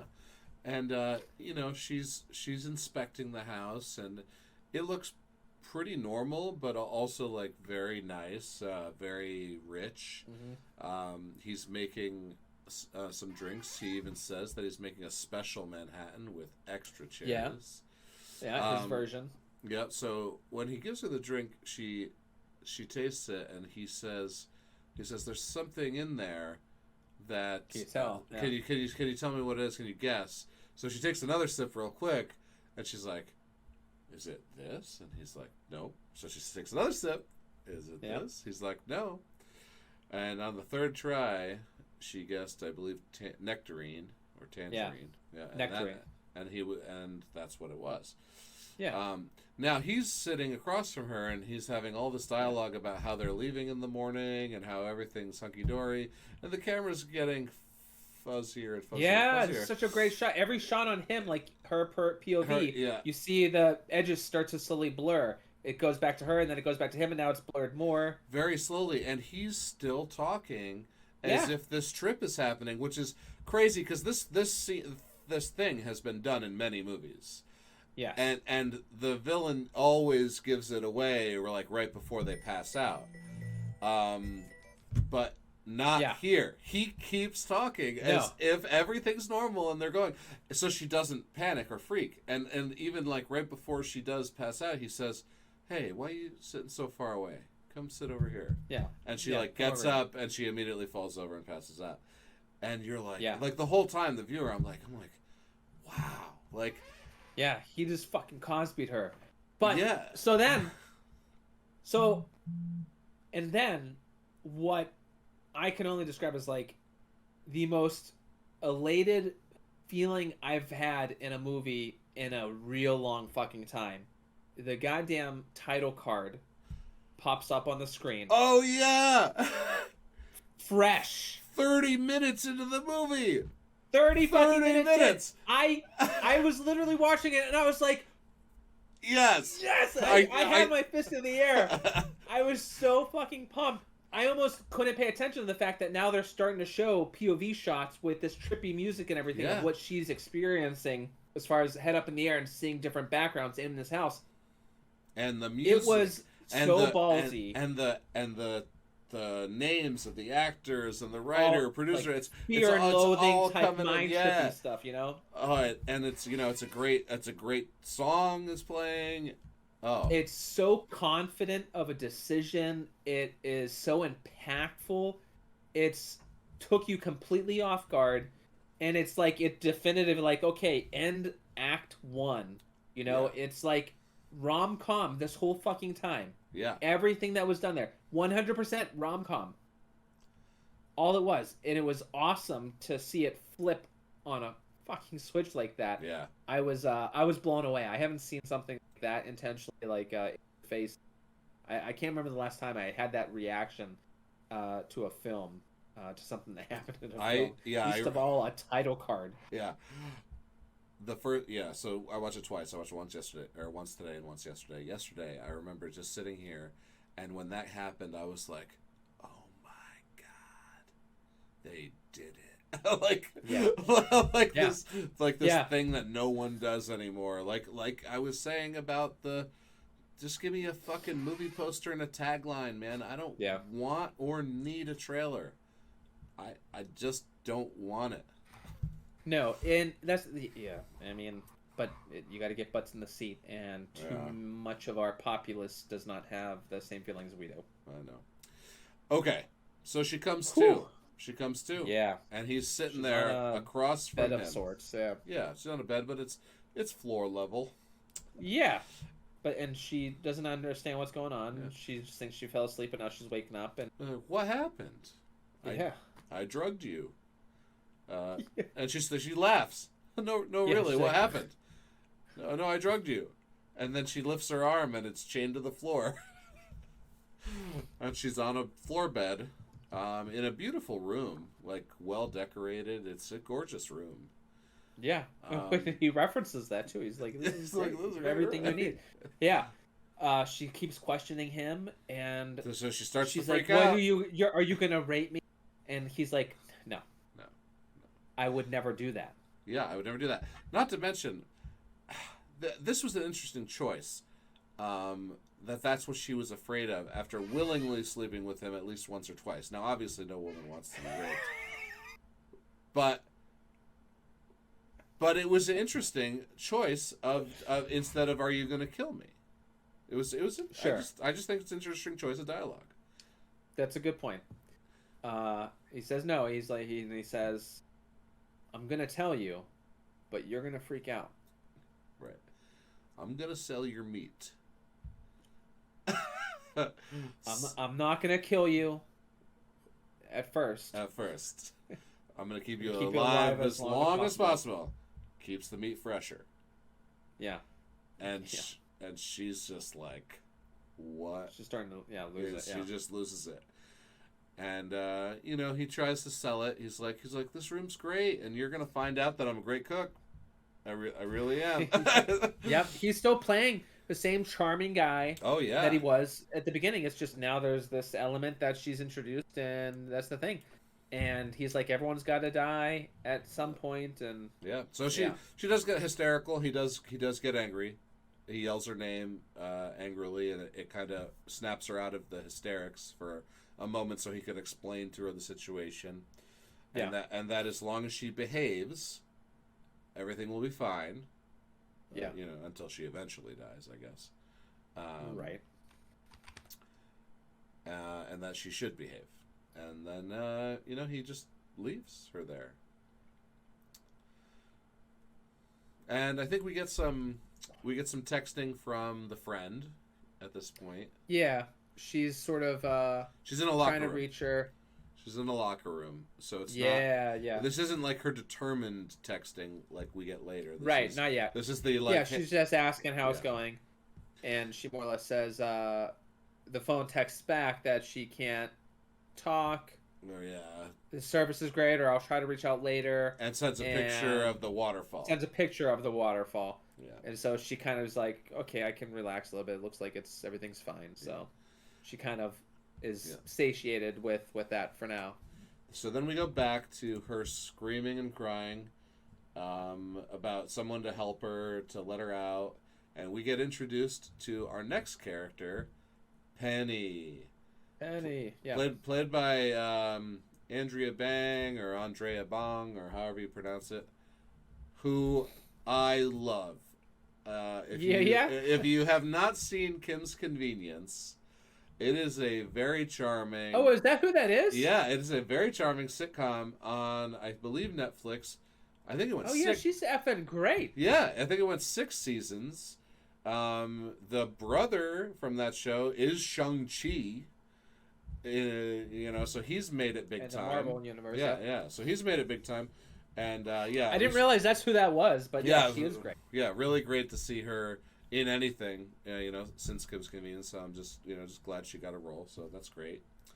And so they are neighbors. They can talk through the vent, and there's a third, Melissa, who has already lost her mind and just kind of talks in rhyme or just sings is what we get. Yeah, because Noah's like still trying to accept what's going on. There's stages of grief or whatever the hell, or loss, and she still thinks that. And Penny tells her he's not here. Like Penny knows his patterns, his schedule, and so she's trying to clue Noah into what's going on. And yeah, she mentions that Melissa's like that. Slowly being eaten. Like she's already kind of like cynical about it now. Yeah. And she says Melissa's the only one here, but she's lost her mind for a while. She's just out there. Yeah. And you hear her in the background kind of just babbling nonsense. Yeah. So we do get oh, go ahead. Well, I was going to say the one thing Penny said that was kind of impactful. She says it's not our fault, right. Because Noah's kicking herself like she should have saw this coming or whatever. And she's like, it's not our fault. It's always theirs. It's always theirs, yeah. Right. From, the perspective of a woman this isn't the first time she's been hurt by a man. And we don't know how or why anyone previous, but exactly, impactful. So we get he comes back. He has a little dialogue with her. No. She's no. This is where the next awesome scene is coming. She's wallowing with the reality of her situation. Sure. And now you start to hear the music. Oh, right. She hears the music upstairs. Yeah. And he pulls the leg out of the freezer and he's dancing around. A la Tom Cruise, Risky Business type entrance, Dana's Hall. Yeah, this scene is very American Psycho for me. This scene is. I loved this scene. This scene was like. This scene is Patrick Bateman straight, like Christian Bale. Right. Like he definitely used that as like a tool to like for this scene. Except where Christian Bale and that character was very straight and menacing and dark. This is played so comedically well. Oh yeah. It's psychologically horrific. Right. But the comic timing of it, his dancing around his the dancing, kitchen, his facial expressions, he's having so much fun, just like. Yeah, it's like he has it's his Melissa's leg. Yeah, it's his free time. It's his me time. He loves what he does. Yeah, they say if you love what you do, you never work a day in your life. Exactly. And he's living that life. He's living that life. He's preparing all the things for the buyers of this meat. Yeah. Every time he gets a call or something on his phone, he just hits the ignore button, puts it down. He's doing his thing. Yeah, this to me was like one of my. There's one other scene where music and he are involved that I also love, but this one for me was just every shot from this with what he's dancing with the towel, the meat tenderizer he's holding. He's kind of calm. He's just like hitting the tenderizer, and then like he's got the vacuum sealer and he's kind of like looking at it like doing like head bops to the beat of the music. Oh yeah, and it's just. I loved every part of this. I guess at this point I'm reminded of, and we should probably say that when he seduced her originally, he kind of, when they were at her place, he said they should dance. It's like, we should dance. Yes, they did dance. And there was a nice little, very cute, awkward, how white people dance awkwardly in the living room. And it was a very, very nice sentimental scene of them bonding over head bobs. And and shoulder moves and stuff like that. Right. So that should be mentioned because we'll reference it again later. Right, because dancing is important. And so yeah, so he preps all these boxes. You see a guy collect boxes, take them into an SUV to leave. He puts personal effects of Melissa's into each box after they're sealed and sent out, and they are going to a Native American, a it. very serious Native American in a suit with the bolo tie, the Texas tie, right? Comes and picks up all the boxes. It was a great montage. And this is, I loved it. And so then he comes back and they have a conversation. Right, and this is where she begs to take a shower. Yes. And while he's escorting her, she tries to get away for the first time, and he slams her head up against the wall and says, "Bad girl." So she comes to, and she's like kind of drooling, and she said, "I can't move." And what are you doing? More music and more music. Funny camera work, mirrors in the thing where he's like replicated, and it's like more psychological, like just visual discomfort and questioning your surroundings, similar to what she must be feeling. And he says, "I gave you an epidural. Yeah, you're not going to feel much." Yeah, "I'm taking your ass," and like a single tear just rolls down her face. Crying. Yeah. So now she has to recover from surgery. Right. So a lot of we find her doing push-ups in one scene, which I thought was cool. Right. Yeah, she's strengthening a little bit. Yeah, trying to, planning her escape the whole time, right? Yeah. So yeah, like, I mean, that's the thing. This movie turns on a dime so quick, and then like the subject matter just starts to get very discomforting that they're dealing with, because it's what he's doing, and it's body horror now at this point, where they're talking about what they're doing. You giant slab of meat get into the surgical pan that's next to his table, and it's like it's an eerie feeling because you're just picturing what's happening. Yeah. There's a scene where she's talking to Penny, and they say they wish they could see each other, and we get an overhead pan through the vent, and we see that she doesn't have a leg, and it's like oh god, like just keeping them alive, like everything about what must be happening to all of them, just the idea of it was very like shocking and like disgusting in a certain way, where like a lot of what see it on screen all the time, you just know what must be going on, and so psychologically more consider that he's that demented, and plus he's so composed and screwed up of a person that he can live this double life doing this horrific act while also being this charming guy that you fell for in the first 30 minutes of the right. No, exactly. so then he never turns the charm off either. Yeah, it's always there. Yeah. So now the friend is starting to try to find out more. She can't Google search the guy's name. She needs information. She meets up with Paul, who she had a prior relationship, because Noah had told her that she went to this bar, and she about Paul. Here, how they had drinks. How she gets on the lead is interesting too. She actually drags the waterfall image into Google Image Search, and it pops up as one of the brochure images, essentially, for the Cottage Grove. And that's where she's like, "Oh no!" And then there's one more thing, which I didn't catch until the second time I watched it. Oh, the heart. The heart. Yeah. So because they would always talk and say "love you." So when one of them says "love you," the other one says "love you more." And then later in the movie, the other one says "love you," and the other one says "love you more." So it's always their back and forth. In this text, she says "love you," and Steve texts back a heart emoji. Right. So she starts questioning it, like, and then no she searches way. the thing. Yeah, no way. She searches for the waterfall, and then she finds out something's not right because it's not her. She has concerns, and so that's where she ends up. Her only recourse to really find more information. The bartender. Right. So she goes back to him to try to convince him to give her information about him. a last name is all I need. Something. They were here at this time, and he's not convinced. He doesn't want to. He could lose his job. Yeah. He says he'll think about it. Right.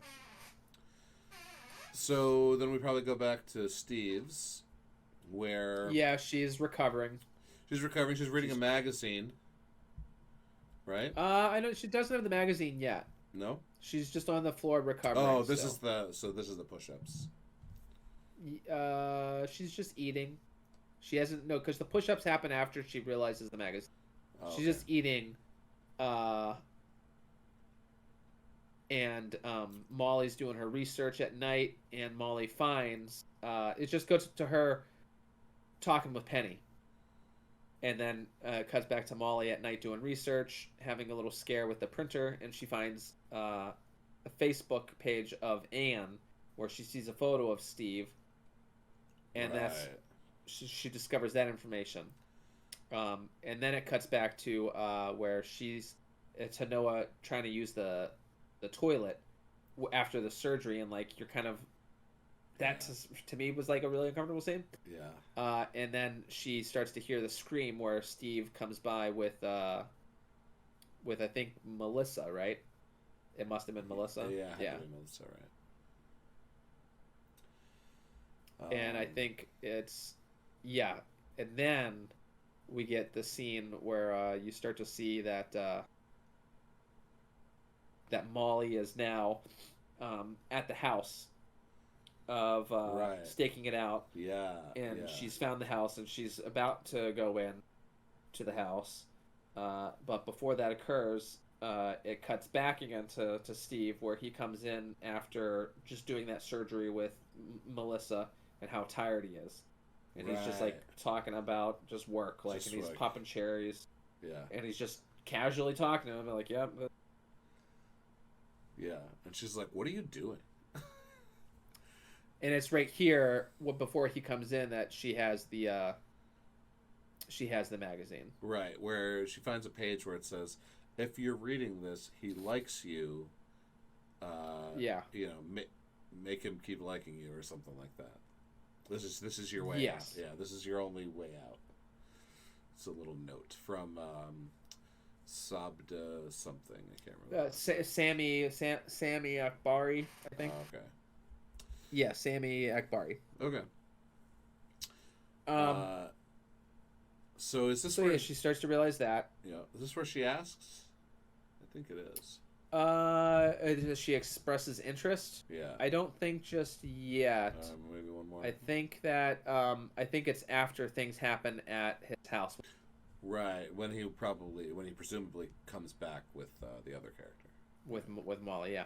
So yeah, Molly confronts Anne, and so in Molly's eyes, like, she only thinks she doesn't know anything about what we know as far as him butchering people. She just thinks this dude is married, and now he's going away with her, and he's taking her phone away, and it's just an affair thing. So she thinks she's going to someone's house to confront the wife of a guy that's cheating on her.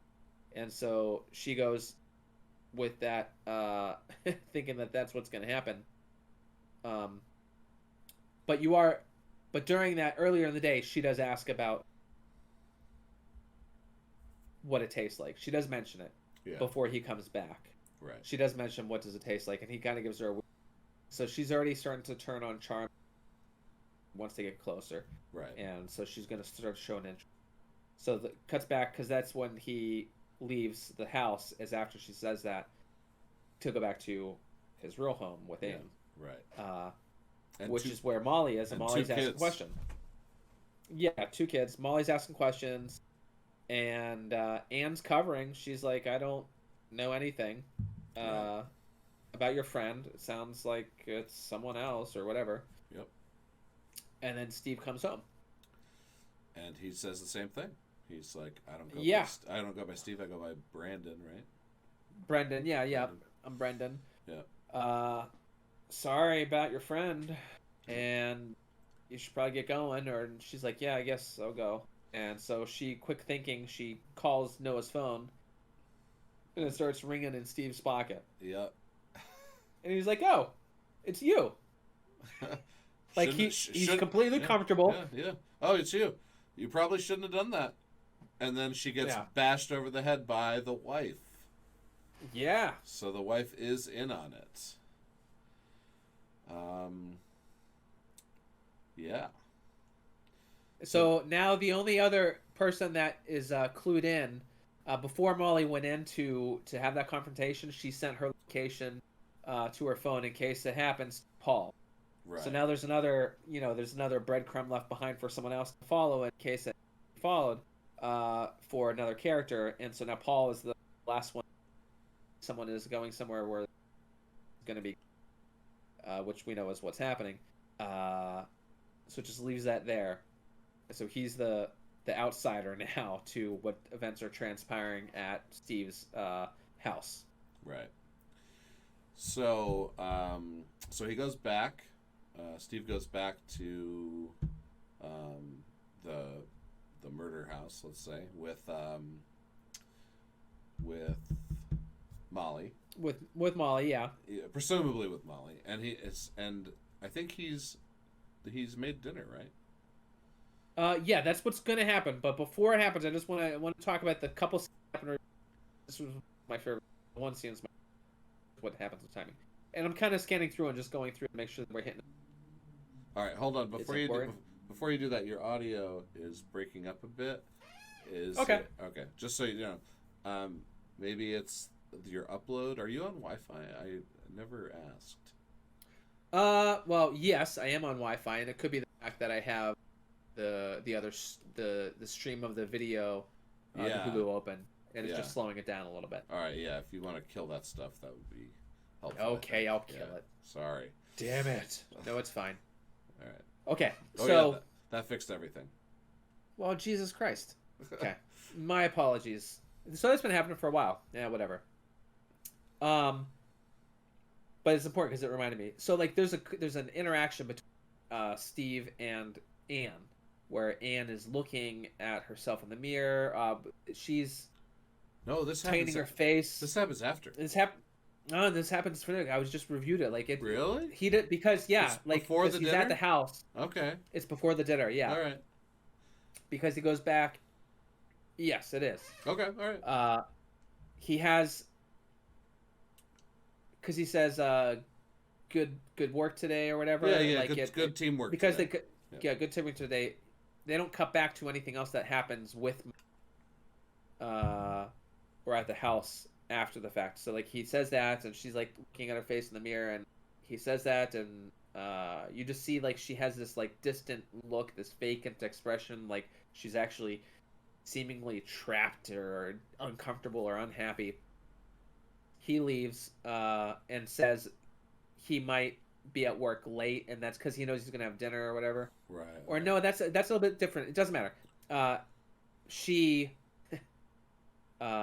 gets in the shower and she undresses, and you see her take off her prosthetic leg. Right. And so, I think right away it's like this. She used to be one of his victims, Yeah. or something like that happened. Yeah. Yeah. It's either. She gets in the shower. Yeah. So she is a victim who fell victim to Stockholm syndrome, right?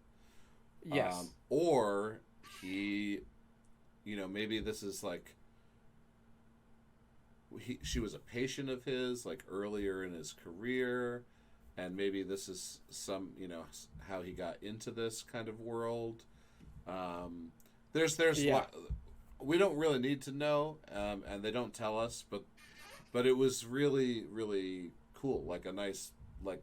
Yeah, it's a dark thing where it puts it in there. And so then she gets in the shower with prosthetic legs. She's struggling to get in the shower, dealing with this. She has to hop in there. And then it cuts to another montage with Steve where they're playing Lou Reed's Perfect Day. And he's and it jogging, immediately right? cuts to he's fucking running, dude. Yeah. He's a badass. And like you see his legs. Like as immediately you see her, no leg. Yeah. You're playing Perfect Day. The whole idea of the song, like, and that's his life. There's not a care in the world. He's living everything that he wants to live. He's fucking running, and they just showed a person whose leg he took off. He's already taken off. and he's just running, and he has the most determined expression on his face. And the shot of him coming down that lane with the trees flanking, the sun in the background, bright sunny, a little bit of partly cloudy sky, with that song was amazing. He gets into the house. You see the weird painting with naked women in the forest, and then it cuts out the music, like it's like he AirPods, and he starts prepping for dinner. This is where he gets that rack. There's the scene where it's on the cart, the camera's on the dolly, and it goes into the meat locker because he's getting materials. Yeah. To have the dinner. Yep. He has the chainsaw in the back of the house, and he's cutting the rack of ribs, the human ribs. Oh yeah. All to prep for the first dinner that they have together. Yeah. Right. Yeah. So he goes in and they have a little bit of an exchange, and he says, "Well, you were curious, so here we go." Yeah. And he serves her some kind of pasta dish with what looks like a brain meatball. Yeah. That's what it looked like. It's really icky and gross because it looked really more pink and red, like whenever she cuts it up. Oh, yeah, yeah. And so you're just thinking all kinds of things. And they're talking about like how he probing questions, and she's always darting around the room to find out what to place herself in this house. What can she see or find? She sees knives on the wall. She sees the dumbwaiter on the side of the kitchen. And you find out his backstory, how he got into it. And he got into it when he was like 18 or 19 is when he tried it. Right. And it sparked this desire, like he liked it and he wanted it. Yeah, and then he got into the community and he found out that he could sell it to the community.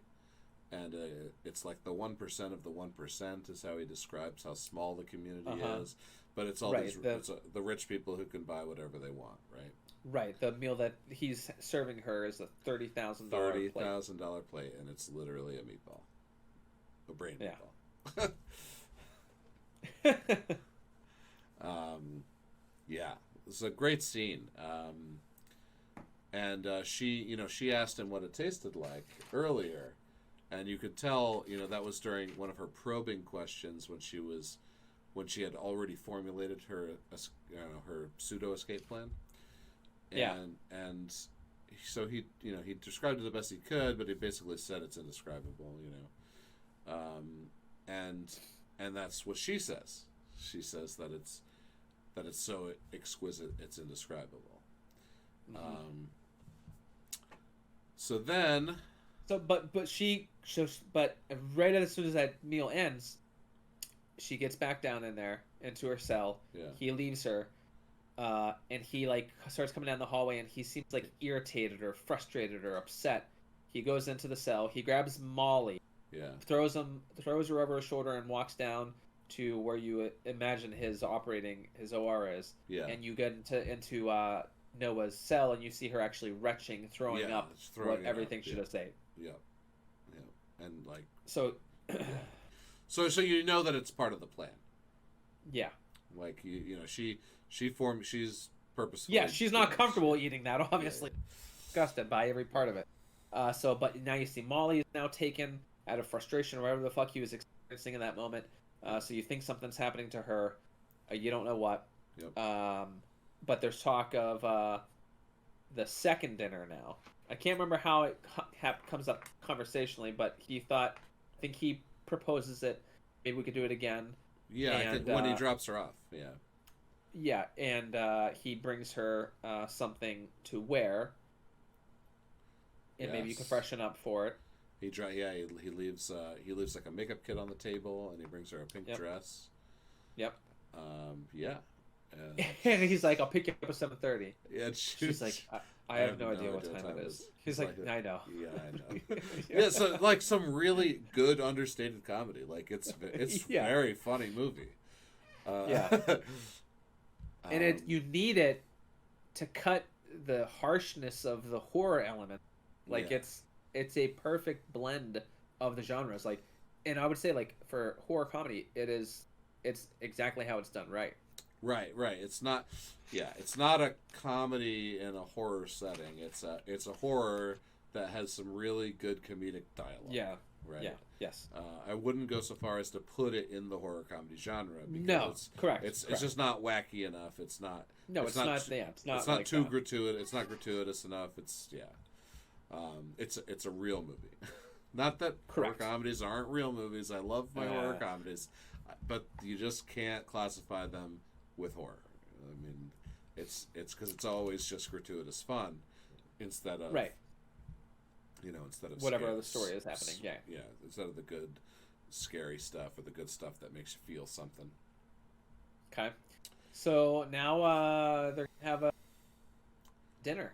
Yeah, second Together. dinner, and You see, so she preps, she gets dressed. and Paul is like looking at the app because she sent her find Molly me, originally sent the yeah, location. the Yeah. find me location.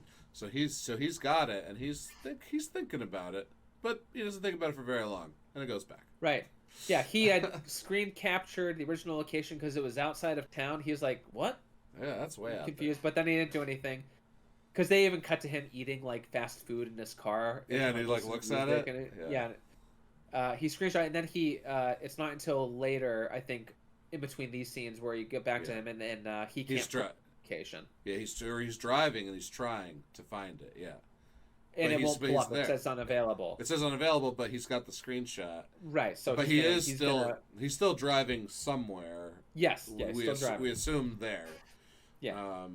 And yeah, this happens during the dinner, which we're right. So the second dinner is happening. And now this is good. This is really good. He sits her down and he starts pouring her wine, and she just chugs that first glass. Downs that first glass. He's like, okay, it's gonna be that kind of night, huh? Yeah. Guess we're getting drunk.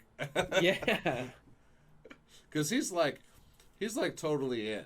Like. Oh yeah. He has taken off he doesn't have his ring, and he put his phone in his little box in his bedroom while he was getting ready for dinner. So like, this is a special time with her. He because you find out with Penny, he's never slept with any of them. Right. And so like, Noah feels like he's really into me. I've got to continue to drive this, and like, he's letting himself be really enamored with her, and feels that it might be a connection. He feels that he safe have with anyone else. After the first dinner, when he dropped her off, after he mentioned there might be a second, he did say, I knew how I knew you were special? He's like, I knew you were fucked up too. Yeah. So like, this is the connection that he thinks they have. This connection that yes. he probably doesn't have with Anne. This connection that he wanted with another person is to bond, over cannibalism with someone he liked of the opposite sex that he was attracted to. Right? Check all these boxes.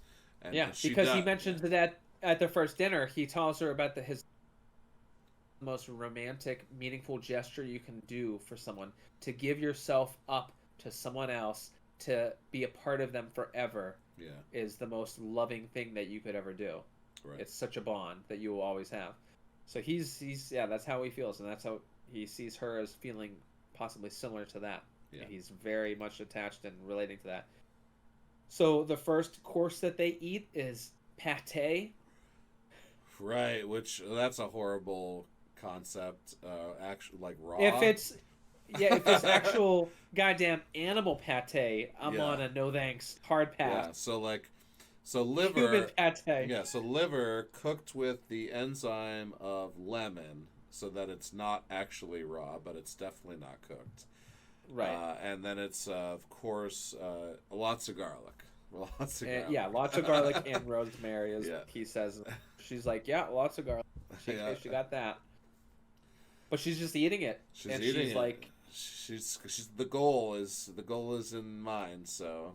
And this is where their banter, their back and forth, their conversational dialogue happens. Like, who's this? And he says, it's Hope. Hope. Oh, no. The last one was Hope. The brain. The last one was Hope. This one, he says, is Melissa. Is Melissa. Yeah. And she's like, oh, no more Hope. And he's like, no, we've got more Hope. There's still hope. Yeah. and they're laughing and they're having a great time and like Yeah, this is yeah. the this is it's just so good, so funny, well, dark funny, but funny. Right. So then we go back to Paul, who's now driving. He's in the middle of nowhere. He's very uneasy about being in the woods, but he's still going. That's all we get. Comes right back. Yeah. Second course is breast meat. Right. Which immediately she hears herself have the pun. Yeah. And she Yeah. just snickers. Snickers. He's like, what? She's like, no, I can't. Yeah. And he gets it out of her. Yeah. He's like, no, really, tell me, what is it? You saved the breast for last. and he's smitten. Oh, it's so witty. Someone's making a joke about eating a person.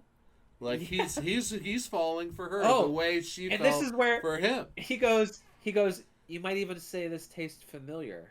Yeah. And because it's alluding to the fact that this is Molly, but I'm like, that's how I feel about it. Oh, and sure. Later on, like, and I feel like that's part of what he's quipping whenever he's right. And is familiar. Yeah. Because it's your fucking best friend. Right. Oh, that's so like him fucking with her a little bit. Yeah. So yeah, and she's eating it. She kind of is enjoying it, and it's so grotesque though, because you can see it. Yeah. Whatever they used to do the food, the fake and meat, from what I read in it, like they had a chef on site that made things that they could actually eat and act those scenes without like pantomiming it, and it looks very visceral and awful and off-putting. But I can see like that would be like, is it like a slice of a human breast? Gross as shit. Oh yeah, no, it definitely looked good. Like it looked real. So here, while she's doing it, she breaks down.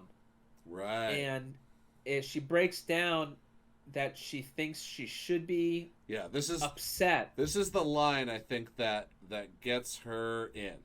The line that gets her to her escape plan comes to fruition when she says, "I feel bad because I should be feeling bad."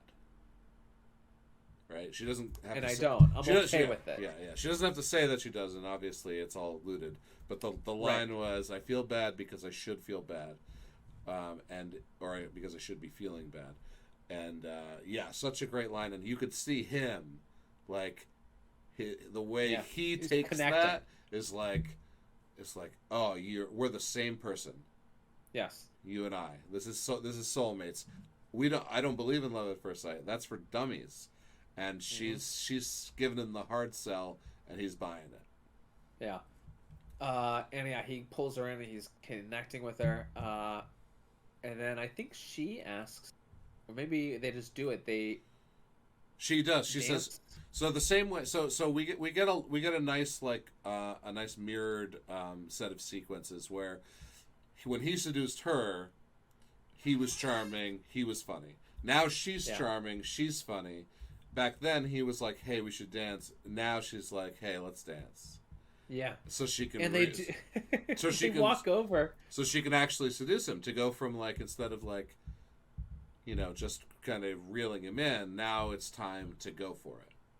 Yeah, and they do this ridiculous kind of choreographed dance to the camera, and it's absurd, but it's like you love it because it's just so insane. Yeah, and their chemistry. Once again, I know I said it at the beginning, but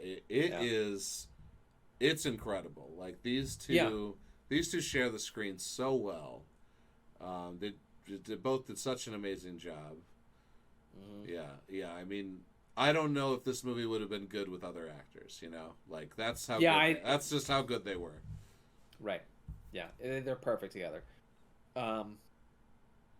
So he brings her back to his room. Yeah. She lays him on the bed. He says he laughs and says, "I forgot to handcuff you." And she says, "I know." And it's no more discussion about it. It's a silent nod to the oh, we're gonna do this. We're gonna be in a weird cannibalistic relationship. I've completely fallen for you. I trust you. Yeah. And The cuffs were. I knew the cuffs were off the. And I didn't run. Wasn't going to go anywhere. Right. Yeah. You made the mistake, but I wasn't going to run because I don't want to run. Right. She even goes to the bathroom, and he kind of turns to keep his eye on her. Yeah. But when she closes the door, he just looks at the ceiling, takes a deep breath. He's content. He's okay. Yeah. She comes back from the bathroom. Maybe she just went to freshen up. Who knows? Right. We don't know what she did. We're about to find out. No. Yes. And more kissing, but then he begins to she starts to kiss onto his chest and go down closer to his pants, take off his pants. He kind of comes up like, you don't have to do all that. And she's like, no, lay down. Yeah. And she continues to take him off. And then you just cut to her mouth. And it's she looking chops. It's a chomp. It is an audible chomp, and she takes her hands and smears toothpaste in his eyes. Yeah, and her face and chest is covered in blood. Yeah, it's not a little bit of blood. It's it is covered. She grabs she grabs his keys. There's a lot of blood in that area. Yeah. Engorged. She grabs his keys. She leaves. She locks him in with the handcuffs. Right. She uses the handcuffs. She reverses them, locks him in. Then she goes to the other part of the house where that's another keyed door, so he's locked out of that one too. And then she goes in and she lets. She's got to save the girls. She goes down. She sees Penny. She lets Penny out. She lets Molly. Well, I think she gets Molly out first because she doesn't know who's in there. Right. And then she tells Molly to get Penny out while she does something else. Oh, she has to run around, open the painting, and grab the phones.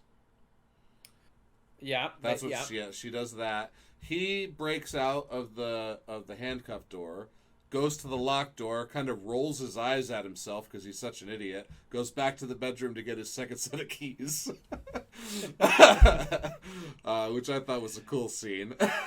Yeah. The whole time grabbing his crotch, screaming, "I'm gonna fucking cut your heart out." Yeah, he's turned immediately. The betrayal and the rage that he has now is unparalleled. Yeah. And then we get a really great fight scene between him and 3 hobbled women, right? Yeah, so, he goes to the kitchen. You hear the dumbwaiter go off, and he knows he grabs the peppermint. He's gonna do whoever fucking peppermint, and it opens up, and Penny starts the fucking battle. She kicks him, and gets him on his heels. Molly comes in. She grabs the meat mallet, the tenderizer. Yeah. Swings that against him, and so it's just a fucking battle. It's a battle. 3 hobbled women against him. Yeah, Penny's got one leg. We know that Molly's limping for some reason, and no, she does the swing, and then she grabs her chest. That's why it reinforces why I think it was the breast. It was the breast. She does a swing, and then she reacts to a surgical because she's bandaged up. And Noah has to hobble because she has her ass taken. Her ass. Yeah. But it just goes back and forth, struggles on the ground, and Penny gets a knife. So they cut him up and beat him a little bit, and he's knocked out. At this one, maybe he's dead, but he's definitely unconscious, and they are running. They go out the back door. Because I don't know if they know where the front door is, but they're going into the forest instead of towards the road. The woods. Oh, also, at this time, Paul arrives. Paul is arriving, and he's like, what? He's like, what the fuck? I'm out in the middle of nowhere. Where the fuck am I? Yeah, he's like, so unsure. I've seen this movie before. I don't survive. and then Paul, not Paul, Steve comes out of the back with a gun. And he fires a shot, like a warning shot off, and Paul hears that, and now he's like, I'm fuck out of here. And I'm getting the fuck out of here. Yeah. And as soon as he starts shooting and he's screaming, he's like, Noah. Yeah. You hear Penny go, this fucking guy. Yeah. Like, just great comic Oh, timing. yeah. It's just great. Also, Penny has a couple good lines. Like when they're escaping, she's like, "You two are so cute." Yeah, yeah, they're talking like, "I'm sorry. Oh no, I'm sorry. I love you. I love you too." Yeah, she's like, Like, "You "Oh, guys two are are awesome. You guys are so cute." And so s- yeah, now it's a hide and go seek and where well, they're all also the Paul moment, right? Like, as a viewer, you're like, coincidences in movies, right? So the breakout happens simultaneously while Paul arrives. right, And as a viewer, you can like picture Paul pick up all three of these girls in his car and drive right. away, and credits roll or whatever. It was so nice that it turned, and that Yeah. a little bit of comedy, and he's just gone. And Well, and it's. Go ahead. it's also making these points about men and how they kind of Yeah. suck, right? And how they kind of Yeah. suck, like And so. subverting your expectations with horror. Like, it's funny that it nods an homage to horror, like that there's supposed to be a hero that comes and saves the day, or someone, a rescuer, Yeah, and they get into the conflict and something happens, but that's what their goal is, to be the right. White Knight. That it subverts their expectations. Like, it takes that trope and says, "Fuck that trope. Yeah. We're gonna go against it." But also, it's now empowering the three women that have to fend for themselves. Right. They will get themselves out of this mess. They do not need the man to It, come save them in this scenario. it also set up the surprise return where he'll bash someone over the head at the last minute, and when their body falls, he'll be revealed to be the guy who came back. Right. But that doesn't happen. So Yeah. not only does he not save them at this point where they leave the house, he doesn't come back, even though they definitely set it up to where he could have. Right. Okay, so it's hide and go seek in the woods. Yep. They're all hiding in different places behind. Well, Penny and Molly are together, and And Noah's alone, alone somewhere else. And Molly doesn't take shit from anybody throughout this whole movie. So he gets distracted because he sees Noah's phone, so he goes for her, and Molly charges him, and Penny says something. So he kind of like looks in Penny's direction and then gets tackled by Molly. Yeah. Hey, half dick. Yeah, hey, half dick. And then they're fighting again. Eventually, It's a pretty quick fight. Pretty quick fight. Noah gets the gun. Has a sick ass one liner. Yeah, smile for me. Smile for me Because he did that to her. Yeah. He's like, "Can I get a smile?" Yeah. Because he commented how he loved her smile on the first dates and stuff like that. You have a beautiful smile. Yeah. And she had to do it after she knew she was captured. She tells him to smile. This is also great commentary on that line being said to women. Yes. Stop saying it. It's not cute, and they hate it. Like they do not like being told to smile by men that they're not sleeping with. I mean, look, RBF is a real thing, but you don't have to tell someone to smile more. You're right. Yeah. And also, what I noticed on the second viewing is the cover of the magazine that she reads says "You should be smiling more" as one of the title of one of the articles. Top 10, yeah. The first tip: smile more often. Smile more often. Yeah. Okay.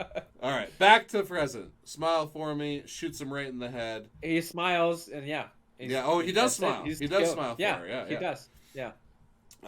They make it to a barn where now this plot point I thought was a little wonky, but Noah doesn't have Noah doesn't have her phone. Right. So Noah goes back for her phone, and now we also see right before this happens. You also see Anne and the Native American, the helper right, pull up onto the house. Yes. She gets into the house.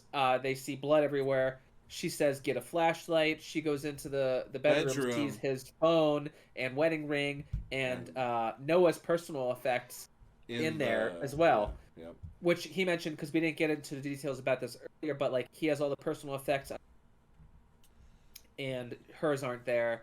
And she asks him like, "Oh, where are mine?" He's like, "They're with me." I guess they're with me. And so it's like it just helps heighten. She knows. Right. And acknowledge.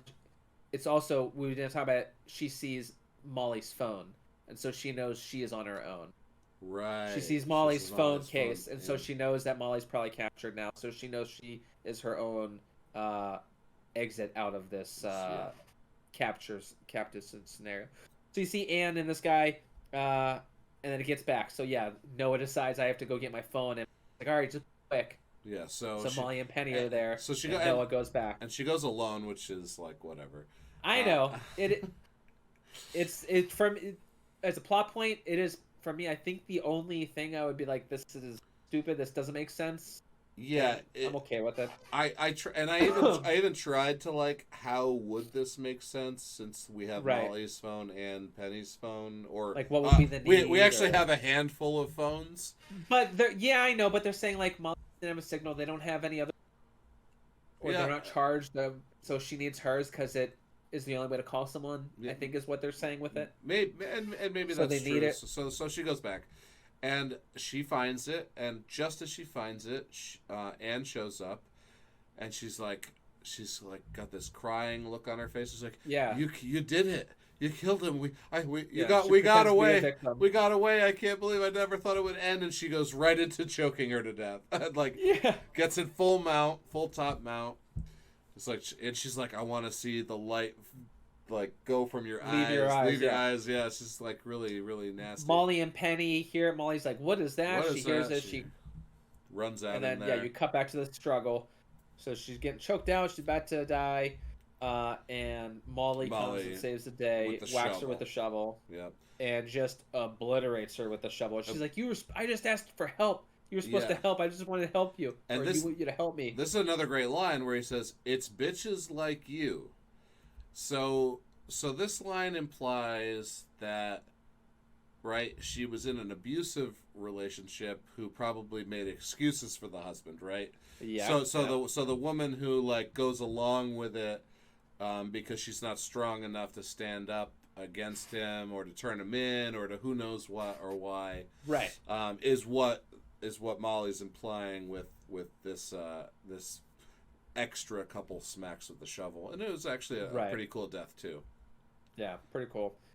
So then her and Noah console each other and come back onto the tree, and Noah's like, "Who was that?" Because she has no idea who it was. She's never seen Yeah. it. And so she's like, "That's the wife. That's Steve's wife."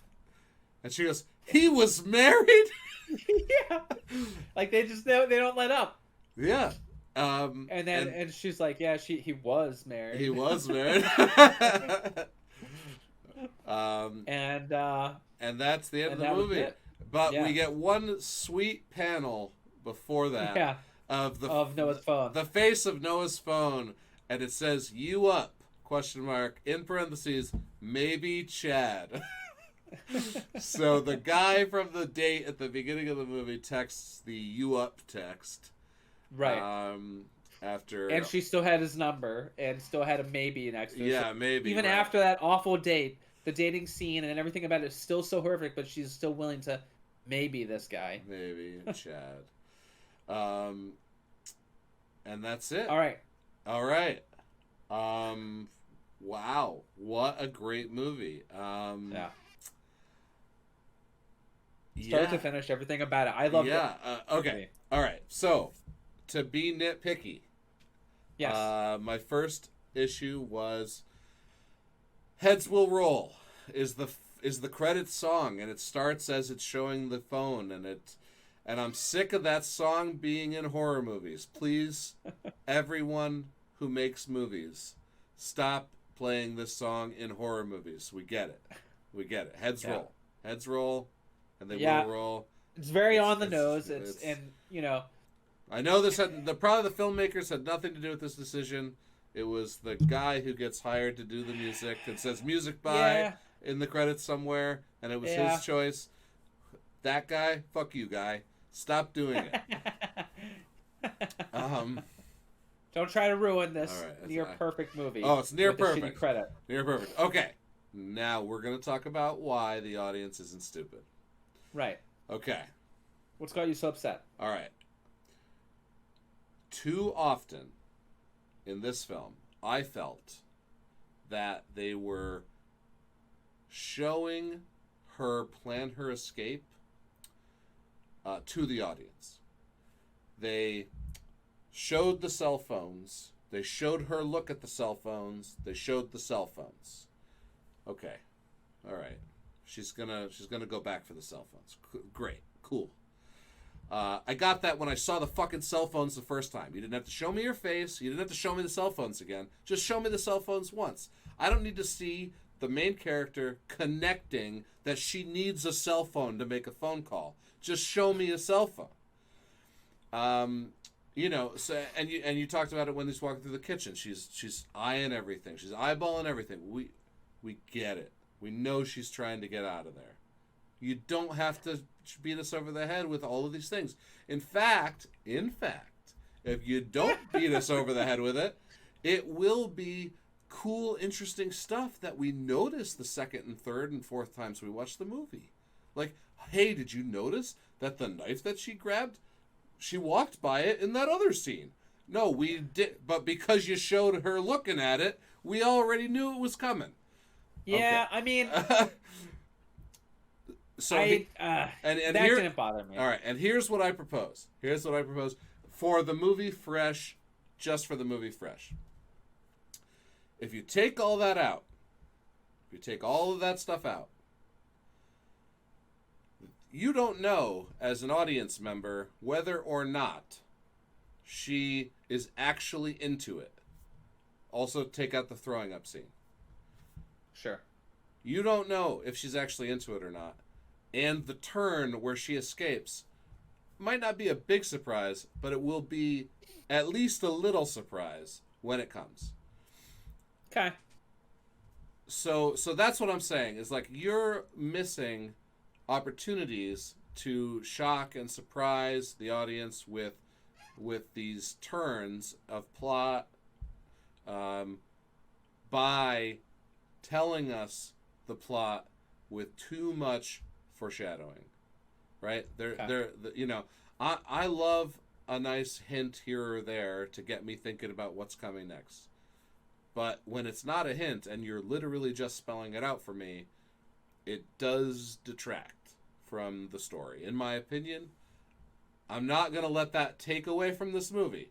Great movie. Sure. Everybody does it. I'm not even saying that the guys who made Fresh did it on purpose. Or not did it on purpose, but like did it, or started the fad of it happening in every fucking movie. But it happens way too much in Hollywood these days, especially in their mysteries and their thrillers. It's like, guys, these are mysteries and thrillers. Don't give us all the information. Right. Whenever they have a main character acknowledge something in a setting that is going to clue you into how events will have to transpire for things to be resolved later, it's too heavy-handed. Exactly. You can show me the stuff, but don't show me the character acknowledging the stuff. Yeah. Let it happen. Also, on this note, you noticed it. Yeah. Fresh. They noticed it. Yeah. Fresh didn't do this, but other movies do. It's in the same line. Stop doing this too. Stop reiterating things that have already been said. Like when someone says, "Hey, this thing is going to happen," and then 30 minutes later in the movie they go, "Hey, this thing happened, and because that did, we're going to do this other thing." It's like, guys, we know the thing happened because we saw it happen. They don't need to say it. We saw it. You showed it to us. They don't need to say it again. Like, it happens all the time. And it does make the viewer feel stupid. Maybe I'm just like too sensitive. Maybe I don't want to be treated that way. Or maybe I just think that the art will be better if more stuff is left up to interpretation. Yeah, I think you're more upset with like what could have been, that it would have felt more impactful. You would have been more immersed and brought in had those things not distracted you a little bit with the veil of movie making occurring, and that you have to get that this is connected to this and this means this. Yeah, there was a fair concern. There was a time in even Hollywood where this stuff didn't exist, and now it's rampant. It's everywhere. It's in every movie. There's callbacks to dialogue. The audience had to do some work, and now they really want to spoon feed a lot more, or to hold your hand what certain people that are more versed would want. Right. Right. You got a movie like Witch or The Lighthouse, right? These great like independent filmmakers making these great low budget independent horror movies, and Yeah. you know, it's all in your head as a viewer. Like it's Right. your experience, it's your interpretation, it's your viewing the art, and it's how do you like it? Right. When I watch a Marvel movie, I don't get to like it my way. We all like it the same because it's the same Right. for all of us because we don't have any choices, right? And I'm not Yep. trying to talk shit about Marvel movies. They're fine. It's just some anyway. Yeah. I've digressed a little too much. Go ahead.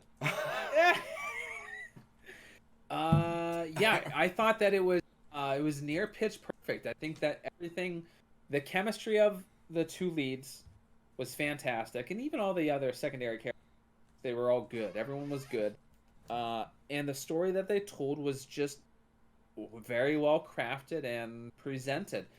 All the twists, the horror elements, the gore of it, like the body horror of it, psychologically, what you'd be going through, the turn, all of those aspects of it just heightened the whole experience, and it was such a unique story. As much as it referenced, American Psycho, Umbrella kind of guy, I still think it was unique and on of his own accord. Oh yeah, absolutely. There It was just felt like it. I mean, I don't know if we've talked about it in the past, but I feel like we might have. There was a meta moment that occurred at the end of this movie in Paul's car on his stereo. Did you hear it? He's listening to a rap song as he pulls the house, and you just hear the lyrics. And I was like, listen, saw it on the first time. Second time I was like, yep, they definitely. I can't tell all the lyrics of how they're characterizing this person, but they mention Army Hammer. And Army Hammer is the guy that was recently accused of having cannibalistic tendencies, like how he fantasized with one of his girls that he'd like to eat her toe or something. Like it's just a kink, Yeah. Like maybe not. No one's accusing him of actually eating a person, right. but it kind of got out there that he was into like this. And they have like this lyric on the rap song that Paul's. They mentioned something like Army Hammer, and I thought it was just a cool meta moment because it's reference to a guy that's accused of cannibalism. For me, it was like a small little thing, and I was like, I like that. It's really cool. No, that's great. I missed it. I wish I got it. I wish I could understand the rest of the lyrics. Just funny connections with what events were transpiring. But those two montages, the title card, those decisions to be so in your face and confidently telling those parts, it just won me over instantly. And then the actors just did, and the cinematographer and the director told the story, and it was just awesome. Excellent work. For Mimi Cave to come from, I think, like one other thing that was not a short. No, this is her first feature. Yeah, dude, this is the first feature. Are you fucking kidding me? Yeah, and for Lauren Kahn, also all shorts except for Ibiza. So this is her second feature as a writing credit. So for these two to unreal to knock it out of the park, I can't wait to see what comes next. Fuck yeah, sign me up. I will be looking forward to whatever they come up because it's awesome. Yeah, I'm giving this movie a solid 9. I 100% agree. It's I would rewatch this. I would people. Yeah, I'll have fun every single time. Yeah, I've already watched it twice, and I will probably watch it a third time soon, and showing it to some friends. So yeah, it's a good party movie because it's like there's not too much gore, and once again, it's like it's so funny. The music is so good. Yeah, as you said, the couple of montages with just like Sebastian Stan, like just doing great stuff. Like the first one, he's chopping up a leg. The second one, he's running. And then I guess there's another one, but the third one doesn't really have music, where he's like preparing the dinner. Yeah, like, and you're just like, you need those breaks, especially when he's like so comedic about it, and Yeah, it's you're having fun during the movie. yeah, It's dark. It's like that comic relief character that would sometimes be in used sometimes, where they lighten the mood of all heavy yeah, kind of stuff. It's yeah, yeah. I he's feel perfect. I feel like I would, I would not eat human ever, but I would hang out with this guy, Steve. Yeah, Like he when you seems watch, cool. like when you watch the movie, Oh, you're like, oh, and I feel totally comfortable. He doesn't eat dudes. They don't taste as good. So I'd be right, safe. right. He says that he eats women. That's the market, and plus they taste better. Awesome. All Cool. right. Well, longest episode ever, episode 12. Good job, Fresh. Keeping us talking. Fuck yeah. For over an hour and a half just on Fresh. Solid 9. I guarantee Fresh. I don't think it'll be the best horror of the year, but I guarantee it will not get knocked out of the top 5. And if it does, this will be an amazing year for horror. Yeah. Absolutely. So viewers, we do not have next week picked out, so Not yet. maybe we'll definitely announce it on the Twitter. Don't forget to like, comment, and subscribe Absolutely. beneath. Yep. We've been talking about doing some like special episodes where we do some old school stuff, or maybe we do some like favorites here or there. And I don't think we have any new releases unless we can somehow get Studio 66 or 666, because Right. it's not playing in our towns. Oh, it's not in yours anymore. No. It was in mine, but I didn't see it. No, it never came to Oneana. So Oh, okay. Unless, We'll see. yeah. I've got something in my back pocket, and we'll see if we can combine things. All right. Well, once again, thanks for sticking with us. This is the podcast for the recently deceased. I'm Nate Roberts, I'm Rodney Godek. Take care. and we'll see you next week.